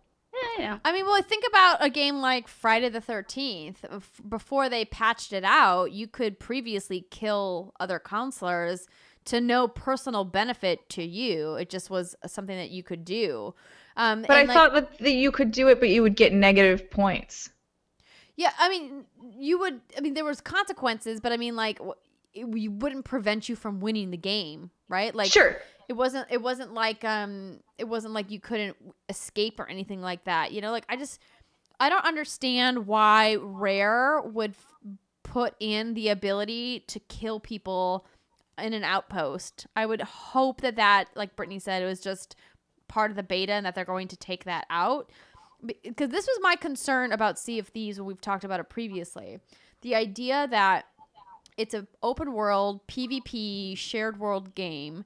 And I got really frustrated when the four of us were having a fun time on an island searching for a chest, and somebody came along and started attacking our ship, and they sunk our ship, and like we were just trying to have a good adventure. And like I'm concerned that like overall that there's going to be hyper aggressive people who just want to go around and pick fights. And I think that that's going to be really disappointing for some people like me, because like we had a lot of fun just like sailing our boat around and looking at the beautiful water, ocean tech, and the graphics, and Britt being silly with her accordion always playing, and us running around the ship, and like the challenge of like looking at the map and navigating and finding the treasure. And that was all like a really fun, enjoyable experience. And the moment that the fun instantly gets taken away is when some random person who's in the world with you shoots you and kills you and takes you out of the experience that you were having. That sucks. And when And I completely agree. When we had this discussion a couple of weeks ago, we got a lot of emails and feedback from people saying, you know, I can't say anything. The game's under NDA. I've been beta testing or alpha testing or whatever it was in, but it's going to be fine. You don't know essentially what you're talking about right now. But the problem with that is this game is supposedly like, what, a month and a half to launch, or 2 months March or something 20th, like that. yeah. 2 months. And no one really quite knows what's going on. Is there a PvE area? Like, what's happening? I don't know if I say should that be we critical. don't know what we're like. I hope they didn't phrase it like that. Like, you don't know what you're talking about, because that's how it's been at all of the public events so far. So like, how would you know any differently? Well, right, and that's what I'm saying. It's like, if you know something we don't and you're under NDA, like, that's understandable, but we only know what we've been fed, and what we've been fed is that this is like a game where if someone wants to be like hyper aggressive, like Andrea said, they can completely sap the fun out of it. I mean, for me too, like, that'll kill the experience in a heartbeat, and that's why I didn't have a lot of fun in the closed alpha. I played close to like August or September. We didn't run into a lot of people during our game session today, besides the person who killed us. We saw some ships off in the distance, but they didn't. I think people were having trouble like getting into the beta though. Like, there was a lot of, it was like server things, and so.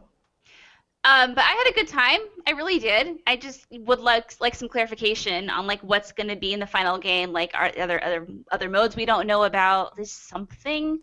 Yeah, it would be interesting to see. I mean, clearly they've publicly said that this is like a crafted experience. It's not the full game. It's not a sampling of the full game. It's designed to show you like a specific vertical slice of the game. I hope that there's going to be some kind of narrative arc to the game, because right now what we've seen is just like pick a random quest line, and then this one quest will take you to an island, and then on that island you find a chest, you bring the chest back to your ship, and then you turn the chest in. I have to imagine it's going to be a lot more robust than that. That there'll be characters that you get to see, and that there's storylines and people you get to interact with. We did get a very small glimpse into like an inventory system. Lots of different outfits you can buy, as Britt mentioned, equipment that you can upgrade and purchase, a gold system. What I did notice was that the quest lines, at least for the beta, are blocked behind a purchase system through gold. So you do a quest, you go to an island, you collect some booty, you bring it back, you turn it in, you sell it, you get coins, and then you use those coins to buy voyages from this like quest giver. Basically like new treasure maps? Yes, exactly. Yes. And then you bring the treasure map back to your ship, and then everybody in your party votes on which treasure map they want to go after, and then away you go. I made the comment to Britt while we were playing that I'm like, I wonder if they're going to sell gold as microtransactions so that you can access certain items quicker if you buy them. Not sure. We haven't heard if this is part of Rare's plan, but it would make sense, because how it works is you turn in a quest, and then your reputation with the guild or whatever it was called goes up, and then at which point you're able to spend gold to buy the upgraded quests. So gold can't buy you more reputation. It would just be able to buy you the current quests and the items. So you're saying it's also locked behind reputation? Yes. So I don't remember what the first level of the quests were, but the first quest level you would 1, and then it jumped to level 5, and so you earn reputation by completing the quests. Yeah. Yeah, exactly. So, and that brings up another question. Maybe I'm getting ahead of myself. It's like, if I'm a level 1 character and Andrea's a level 5, has a level 5 reputation, can I participate on those quests with her? Maybe, maybe not. I just have questions because I'm really interested by this game, and I want to have a good time with it. I just want some answers to. Yeah. I wonder if they'll have, granted, because all we can do is wonder at this point, if they'll do kind of like what an MMO does and be like, all right, here are the PvE servers and here are the PvP servers. I hope so. And so you can kind of choose which one you want to go into. Because, like, if every MMO was also PvP, I would never play them. Like, if they had no other options, I'd be like, I'm out. Because I've played on PvP servers, and it's real annoying to be like, oh, well, we were going to do this thing, but we can't do the thing now because there's somebody camping there and he's level 80 and we're level 40. And too bad. Like you just go home. Like you go do something else basically. Yeah.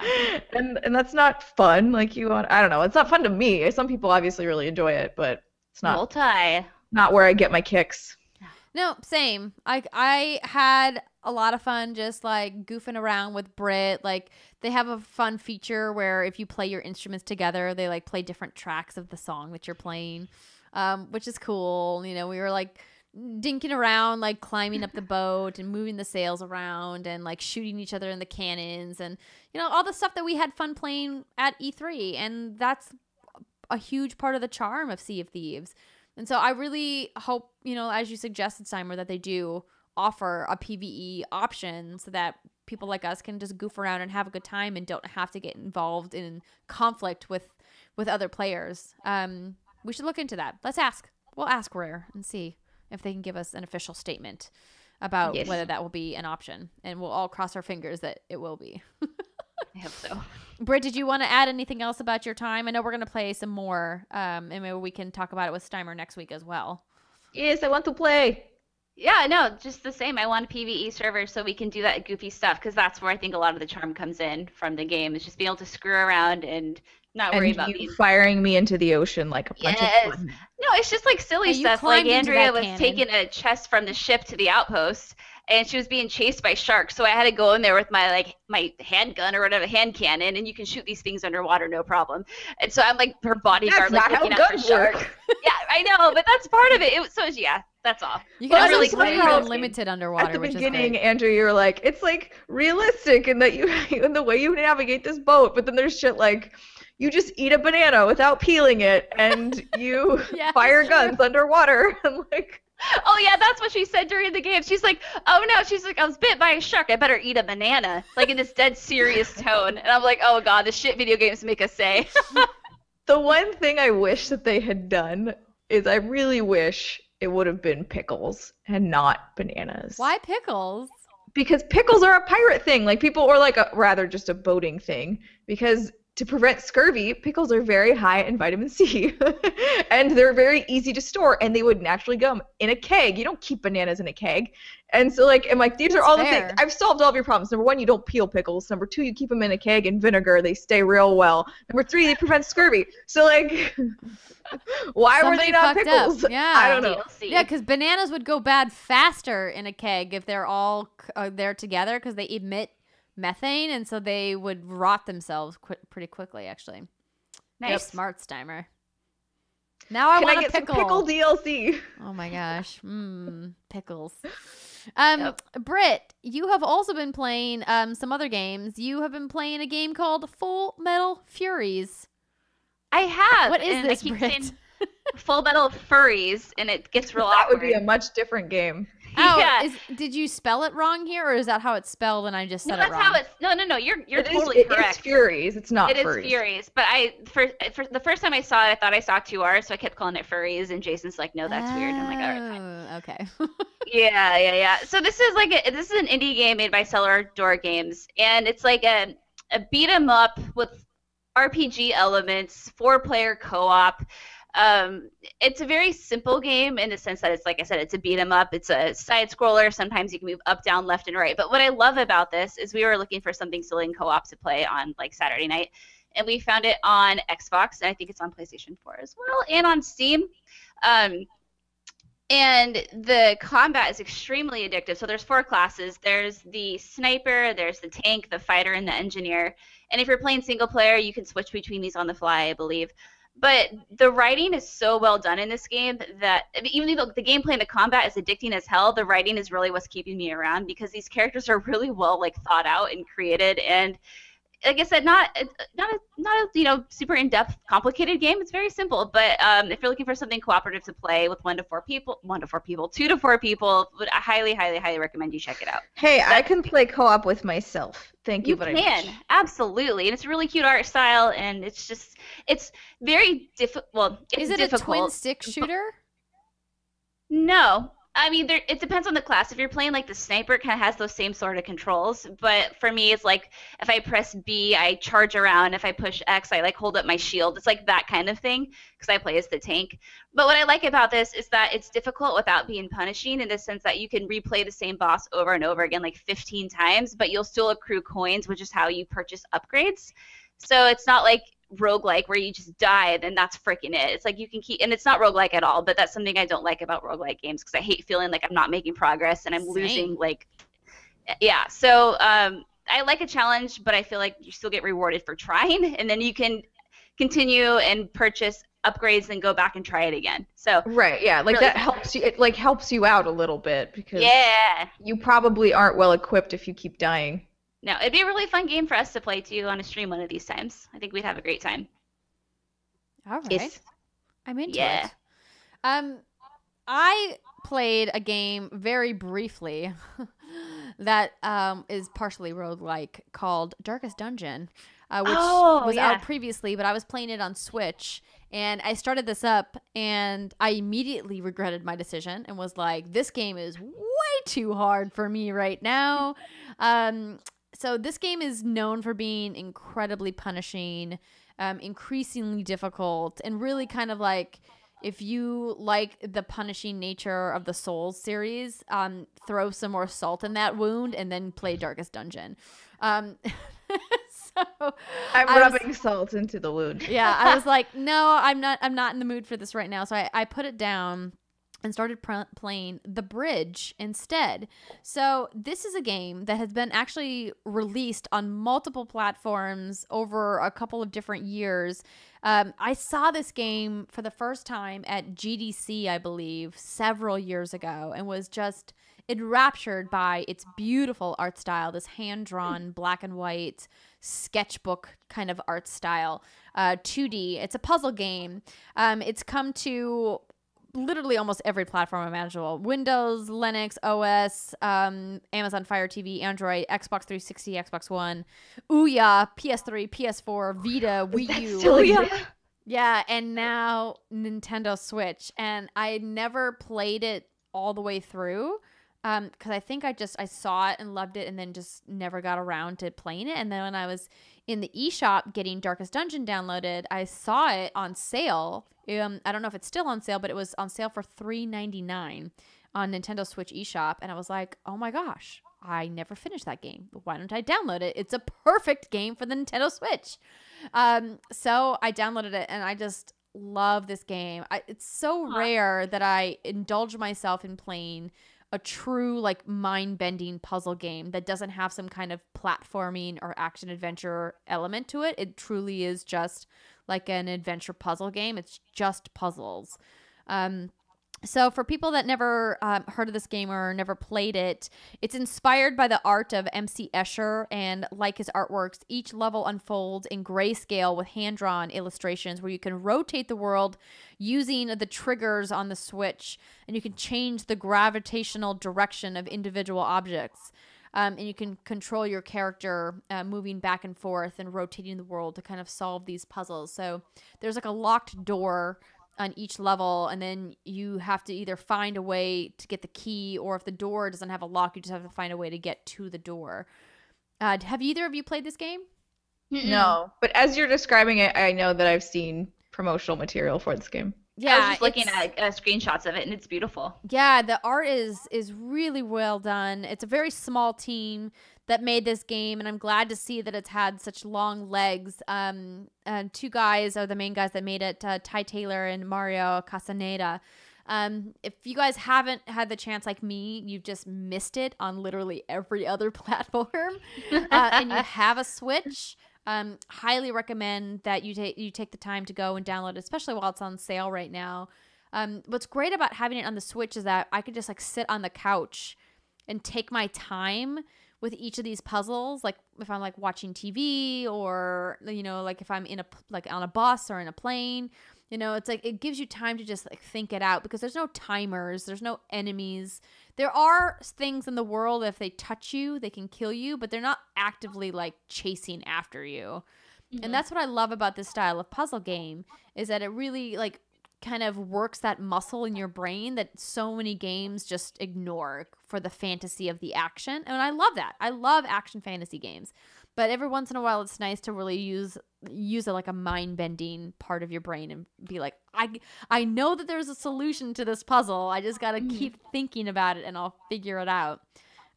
It's cool. I highly recommend that you guys check it out if you have not yet. Sounds like it can also be fun to play with someone else and work on the puzzles together.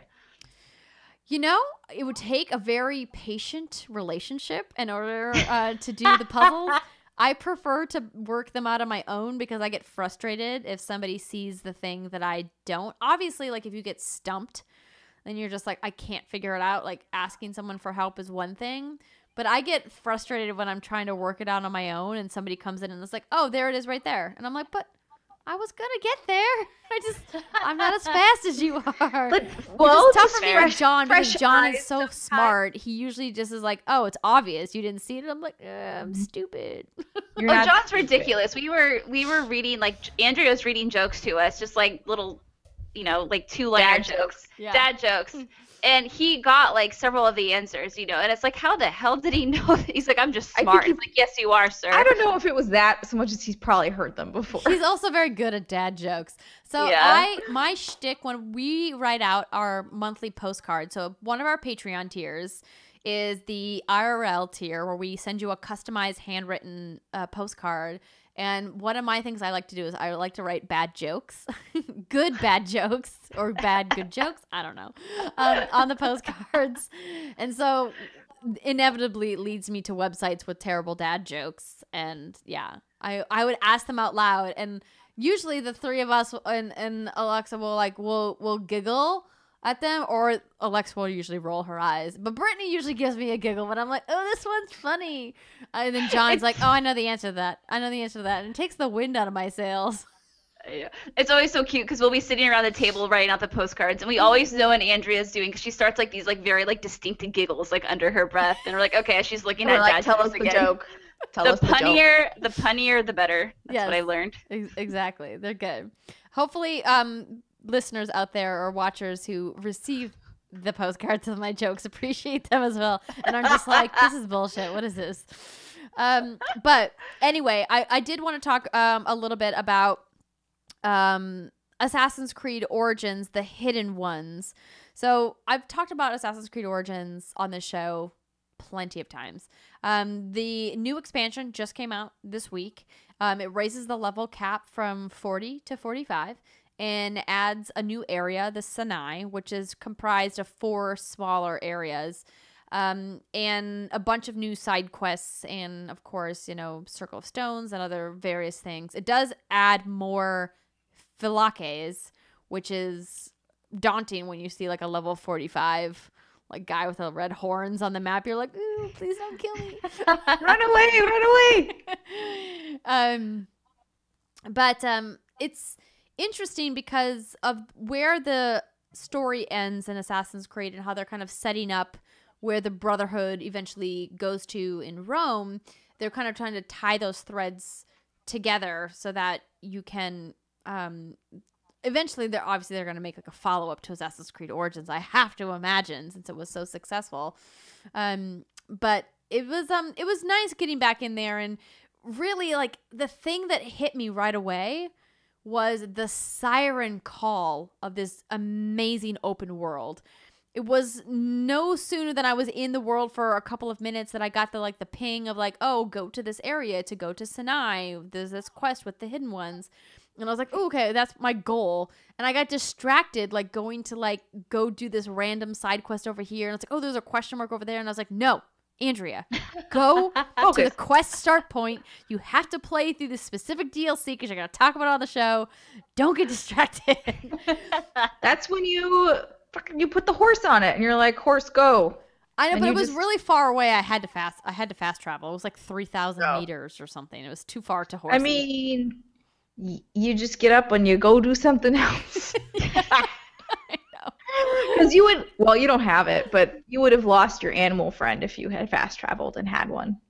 Oh, I just unlocked that, by the way. After hearing you talk about it on the show, I was like, I never unlocked that ability. So I just unlocked animal taming. And Nice. So Don't fast an animal. So I'm gonna attempt it. But one of the things Attempt a hippo. Oh, okay, I will. One of the things that I noticed though was I'm playing on easy, and that's on me. I deliberately put it on easy, but I think now that I'm like level 42, 43, I think I need to bump the difficulty up. Now that I'm, proficient with my weapons and I know how to use my tools and I got everything upgraded, because I really wanted to get through the campaign relatively quickly, but now it's to the point where it's way too easy. Mm-hmm. And so when I go in for some of these assassination missions, I'm like, oh, this isn't really hard at all. But I will say... Sorry, go ahead. You said you never felt what, Steimer? Oh, just that like any of the assassination missions were that hard. Like I always find a way to like sneak and then just murder them and then it's over. You're totally right. That was a big criticism of this installment in the game, was that there was not a lot of creativity in the assassinations, and that continues through the DLC. I will say that some of the forts, that there's this one fort that you go to that is enormous, and there are so many dudes in this fort that when I was flying over it with Senu, I was looking and like, like when you're scouting it, like they will all pop up on the map, and I was like, whoa, that's a lot of dudes. I definitely cannot run in there guns blazing, spears blazing, whatever, and try to take them all down. Like I will just instantly die. And it did make sneaking around a lot more challenging, but it didn't make it hard, because I managed, by the time I snuck around and I was just like slowly like assassinating everybody, by the time I got through that, I'd killed like 75% of the dudes in this fort, and I was like, that's a lot of dudes. May as well go for 100%. Why not? Well, there were 6 pieces of individual treasure to find in this one fort, which is pretty high. That's a lot. Yeah. But it was really beautiful. I took a really great screenshot. I'm going to post it on Twitter when we're done with the show. But like the game is just so gorgeous. It's such a beautiful open world. And I know we had somebody write in to our reader mailbag about Assassin's Creed and how beautiful the open world was. And I was like, yeah, like this game was amazing. It was like my number 2 game of 2017 underneath Horizon. Like, I loved it. I thought they did an excellent job. And so if you're looking to spend more time in Assassin's Creed, you can check out the hidden ones. Dun, dun, dun. And there's more mounts. There's a new mount that that looks like there's a new camel mount that looks like a unicorn. It's called a unicamel. And it's got like a unicamel? It's got like a rainbow mohawk. A little bit weird. Yeah, it was part of the Wacky Pack that came out, but there's 2 new mounts that are part of this. And then somebody also wrote into us, I think it was Matt, who wrote in to say that we should really check out the Final Fantasy quest line, because at the end of the quest line, you get a Final Fantasy shield, sword, and you get a chocobo. What? Like an actual chocobo? Oh, I thought it was like... Well, it's more like a camel that looks like a chocobo. What? I saw the only screenshot I saw of this famed chocobo was its butt, and it looked very chocobo-like.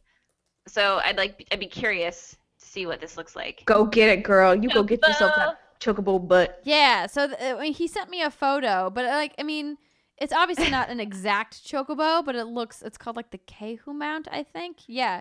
So it looks, well, how do you spell it? It looks like a chocobo. It's got a beak and feathers. How do you spell it? It's called. I'm sure if you just Googled chocobo mount, Kehu Assassin's Creed. HU.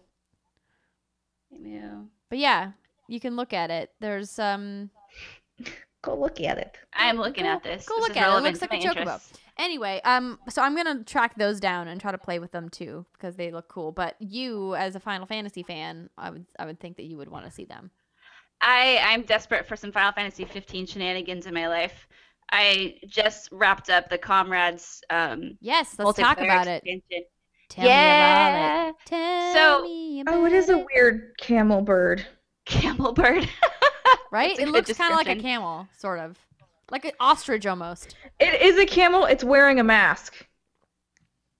Wait, really? But it's got a beak. I can't find a picture of it. Oh, well. It looks like a camel, but has like sort of one of the masks that with a beak. The beak is a mask, and then it's got feather butt. Oh, that's a stuff of nightmares. That's weird. I am not diggity down with that. Oh, wait, anyway, maybe the beak isn't a mask. Now I'm confused. I just saw the body of a camel and the tail of a chocobo, and it freaks me out, and it gives me nightmares. It's real weird because I'm looking at it from a different photo angle, and now the beak looks like it's attached to not a mask. Many mysteries. I don't know. So I talked about Final Fantasy 15 Comrades a while back, and one of my complaints about it was the loading times were really slow. It was super duper grindy. But Square released a patch last month in December. I want to say like December 12th or 11th or one of those days, and it did speed up the loading times significantly for me, which was nice. And it's the kind of game that I can't just sit down and play for like hours and hours on end. It's the kind of game I can play when I'm walking on the treadmill trying to pass the time and Jason's playing something on the treadmill next to me so I can watch his screen. Because for the majority of this game, it was just mindless grinding. Now, I did play with AI, and I think if you play with real players, you can take on levels that are a little higher than your level. So if you're level like 30, you can take on like probably level 40 without any hardship. So I ground my heart out. I don't know how the fudge you would say that, but I grinded. I did a lot of grinding, and I got past this hump where it was like I had to redo the same mission over and over and over again. But I got past that, and then grinded to get past a hump. I grinded to get past a hump because I was curious to know like what's the point of this, because this DLC obviously takes place during a certain time span in the storyline where shit hits the fan. And I was curious about this time because the game did not expand upon this at all. So I unlocked all of the things. I did all of the things, and you do get some pretty interesting information at the end of this DLC because it does have like an end-ish. It's an end of the story, but there's other things you can do after. But if you don't have the season pass, it is $20. I can't personally. I would say if you're in it for the story and to find out what happened, just Google the cutscenes. Unless you have some friends that you really want to play with, it does get some interesting information, but it's nothing like earth-shattering, I guess. For me, I'm just desperate for more Final Fantasy 15. That this scratch that itch good enough. I do hope. I know there's more coming to this DLC. You will be able to play as Final Fantasy 15 familiar faces, I think is what they're calling them. I'm hoping they expand upon the story a little bit more, but for now, I'm done with it. Yeah, I mean, nothing super remarkable. It was fun. It's the kind of game that you want to play to pass the time when I'm walking on a treadmill. That's like, Yeah. Yep. Yeah. Yeah. I mean, there's some people who really loved it, and there's a lot of strategy that can go into grinding and forming the perfect weapon. And yes, Steimer, I see you nodding your head to my grinding comment. That you can do more strategic things. There are other quests that I haven't finished yet that are like level 45 and I'm like a level 34, and it's like if that's not going to unlock any additional story and I've looked and it doesn't, I don't see any other reason to continue playing. So that's fair. Yeah, it's fine. It's there. It exists. It's still flawed, but it's fun. Just still flawed content, but with the loading times are still pretty intense, and you do have to grind a lot, and it's the servers are constantly down, at least for me. But whatever, it's all good. If you're a Final Fantasy 15 fan, you want the lore, you want the story, Google the cutscenes. Don't pay $20.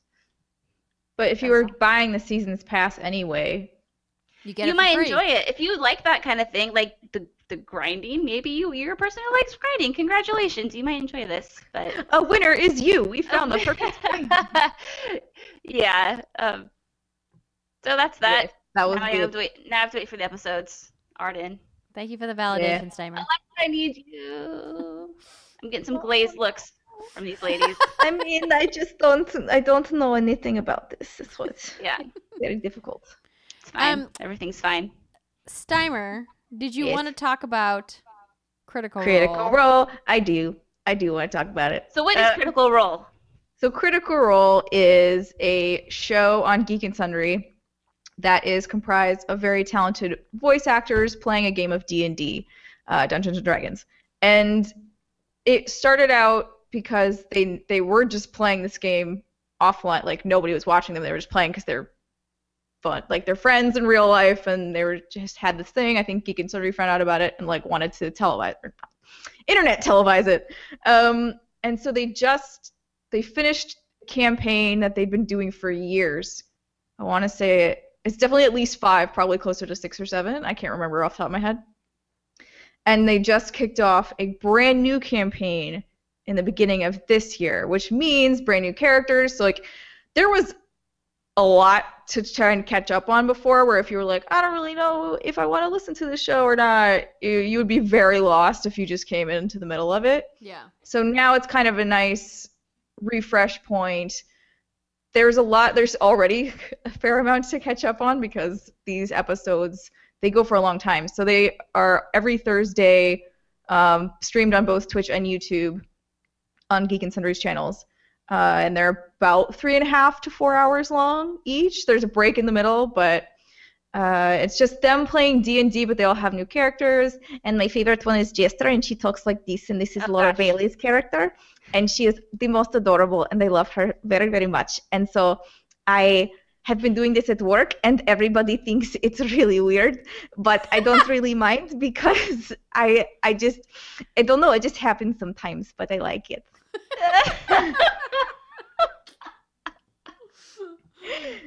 So is that a Russian accent? I don't know. She is a tiefling, and the tiefling is she has like the horns, and she has a tail, and they're made from demons, and this is just how she talks. I don't know what Laura's inspiration was, but this is the Jester, sort of. I'm not doing it just as she does it much better, but she's very cute. She's fucking amazing. If we can't find a guest one week, like that should just be our like 4th guest. Your voice, that voice right there. We can give it an alter ego, give it a new name. We gotta get Laura on the show. I would love to have her on. I would love to have Laura on the show. So Steimer, did you play D&D when you were growing up or in your adult years? I did not, and I'm like desperate to play this game after watching this show, because like I watched the original campaign on and off. I first started watching it when they first started going and was super confused because I'd never played D&D before. I had no idea what was going on. So I kind of bounced and was like, I love you, Laura, and like Travis, but I don't know what's going on. Somehow I just randomly picked it back up again and watched an episode a couple years later, like a year later, and understood everything. So I have no idea what happened, but I was like, oh, okay. Was it because you watched Stranger Things and you're like, oh, I get it now? I've magically infused this information into my body somehow. I have no idea how I did that. And now, yeah, like seeing them and seeing how much fun they have, and I just keep thinking things like I really wish D&D was real life in certain situations, particularly insight checks. Like, can you imagine how amazing life would be if you're like, I'm gonna see if you're lying or not. Roll the dice, and like you have a decent chance to see whether or not they're telling you the truth. I would love to do D&D with you ladies. I've done a few rounds in my day, and it is so much fun. I love it. It's like right up that fantasy alley of mine that I love so much. Confession, So, I've never played D&D. Not one time. Neither have I. I think I played the board game version of it. Was there a board game version of it? Like way back when I was like in like elementary school? Oh, I'm sure. I feel like there was. I think there's been a lot of iterations of like the D&Ds. Maybe we can find a we GM. need a teacher. Yeah, or someone to yeah to master. Do our shenanigans. I call him Game Master. Probably same thing. Oh, DM. Same thing. To host a game or two for us in San Francisco next time we're all together. That would be really fun. They have internet things too, like you can play with groups over online, but yeah, I want that paper and pen. I want to be like rolling the dice with you guys. Oh yeah, no, it's super duper fun. I love it, and I would do it more often but you know, I don't have any GMs or DMs around here, so it's sad. I just got to go up to closer to downtown Seattle, and there's like tons of like groups you can join and whatever. But I don't have time. But I'd love to. I bet we could probably organize something at PAX East. That would be fun to do like a little one-off. So much fun. I bet you we have plenty I'm going to make a WGGers out there. Adorable. Who would love to play some D&D with us, and maybe you guys could teach me how to play. Speaking of WGGers, somebody asked me on one of the, I don't know if it was on Facebook or somewhere, they're like, what do you guys call your audience? Do you guys like have a name? You're just like the What's Good Gamers? And I was like, well, know. I don't know. Because, like, you know, people, like, have names for their audience or Yeah. whatever. And I was Kind of like, funny has best friends and yeah, and I was like, I don't know. We Like have Easy little Allies kids, I has don't the know. allies, you know, and I was just like, I don't know. So maybe we can like put a poll out to everybody in the community if you guys have suggestions or if you identify a specific way. If you're in our Facebook group, let us know. If you're on our Facebook page, let us know. Tweet to us. You can be the Saltines. damn it, Steimer. I'm just kidding, but I just thought of it and I wanted to say She's it. like kidding, not kidding. No, Right? but it would just be funny because it's also a cracker. But yeah, no, D&D sounds like something that we should try. And I'm open and willing to learn. As long as I don't have to lie in that game, do I? It's not like Resistance or some of those other board games, right? So No, we work you build cooperatively. your own character. So you basically, and you can pick your alignment. So like if you wanted to play a relatively good play or like a good character, you would be like lawful good. And that means like your character tends to follow the rules and always wants to do the right thing in the situation. Whereas I would probably end up with something more of like a neutral, chaotic character who's just kind of like, I do what I want and like not really worry about anything else. And then there's people who play like evil, whatever, just like evil characters, and like you can do that too. So it's all based on what you want to play, and the different classes will have different skills naturally boosted. I think you still have to roll for your stats, but like for instance, a warlock would have higher. I don't higher know base stuff. like magic attack, and then you could roll to see what your additional magic would be. That kind of thing. That kind of a thing. And so you can also have characters that are like lower on charisma, and so you'd have to play them a little bit more awkward, or you could have a really high charisma character and then be like just charming the pants off of everybody that you talk to. So there's a lot of variety, and you can kind of play it how you want. But you work together more or less to do the things. So it's fun. Yeah, we can have like a really fun party. It's like Life is Strange Before the Storm, Andrea. You've done D&D. So I can just be Chloe and be like, I don't know anything. I don't have to make up anything. I can just choose from options. If you wanted, like, we could help you build a character. Okay. Like that wouldn't be hard. We could be like, what do you kind of want to play as? And we can be like, all right, you want something like this. Yeah. I mean, if it hasn't been painfully obvious to everybody listening, I literally have like no idea how to play D&D. Just like completely. That's okay. I mean, I still don't really. I just know there's a lot of dice, and it looks like a lot of fun. No, it's really fun. So, like Andrea said, you can talk with an accent. You can talk. Oh, you can do your. Yes, do your South Dakota. The bag North baker. Dakota, Steimer. Sorry, come God, on I now. keep saying South Dakota because it's the only one I've been to.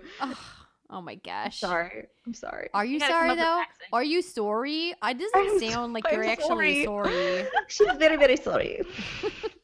I love it. Yeah, we should totally do that at PAX. So if you friends are listening and would like to help us out with that, DM/GM, whatever the cool kids really call it, that'd be really fun. Yeah, if you guys want to do just like a one-off story, Yeah. let's do it. That sounds awesome. All right, we will. We'll make it happen. We are getting to the end of the show, so because we've had such a long couple of segments, we've decided to just cut the third segment today since the show is already 2 hours long, and we'll just save reader mail for next time. But of course, as always, you guys are welcome to write into us. You can write to us on Facebook, on Twitter, at contact@whatsgoodgames.com. On Patreon, wherever you can get a hold of us. Please let us know if there's ever questions that you would like answers to. We don't make guarantees that we're going to answer your question, but we'll do our best to try to get to it eventually. Until next week, Brittney, is there anything that you want to make sure people need to know about what we've got going on? What do we have going on? Thanks for putting me on the spot, Andrea. Brittney. You did this a couple weeks ago, and I was like, we love you guys. What am I supposed to say? What are we supposed to say? I guess our next big event is PAX East, like we were talking about. We have some fun videos coming your way if you are a patron of ours, including a studio tour. Whoa, whoa, whoa. Oh, yeah, that's coming up for February. So there's still time to get in. If you guys are listening to the show and at some point you've thought, hey, maybe I could toss the girls a buck. For just $1, you get access to our Patreon exclusive video and our feed. And for next month, that means behind the scenes studio tour with me and Britt. We will be doing a full, beautiful, fancy studio tour on a new series that Twitch is doing, but that is not coming up for a couple of months. So if you want first dibs on a behind the scenes look narrated by me and Brittney, that is going to be launching in February for our exclusive video. Up this month is, as we mentioned earlier in the episode, the Easy Bake Oven, and of course the secret segment of us talking about our favorite things from 2017. Yes, thank you, Steimer.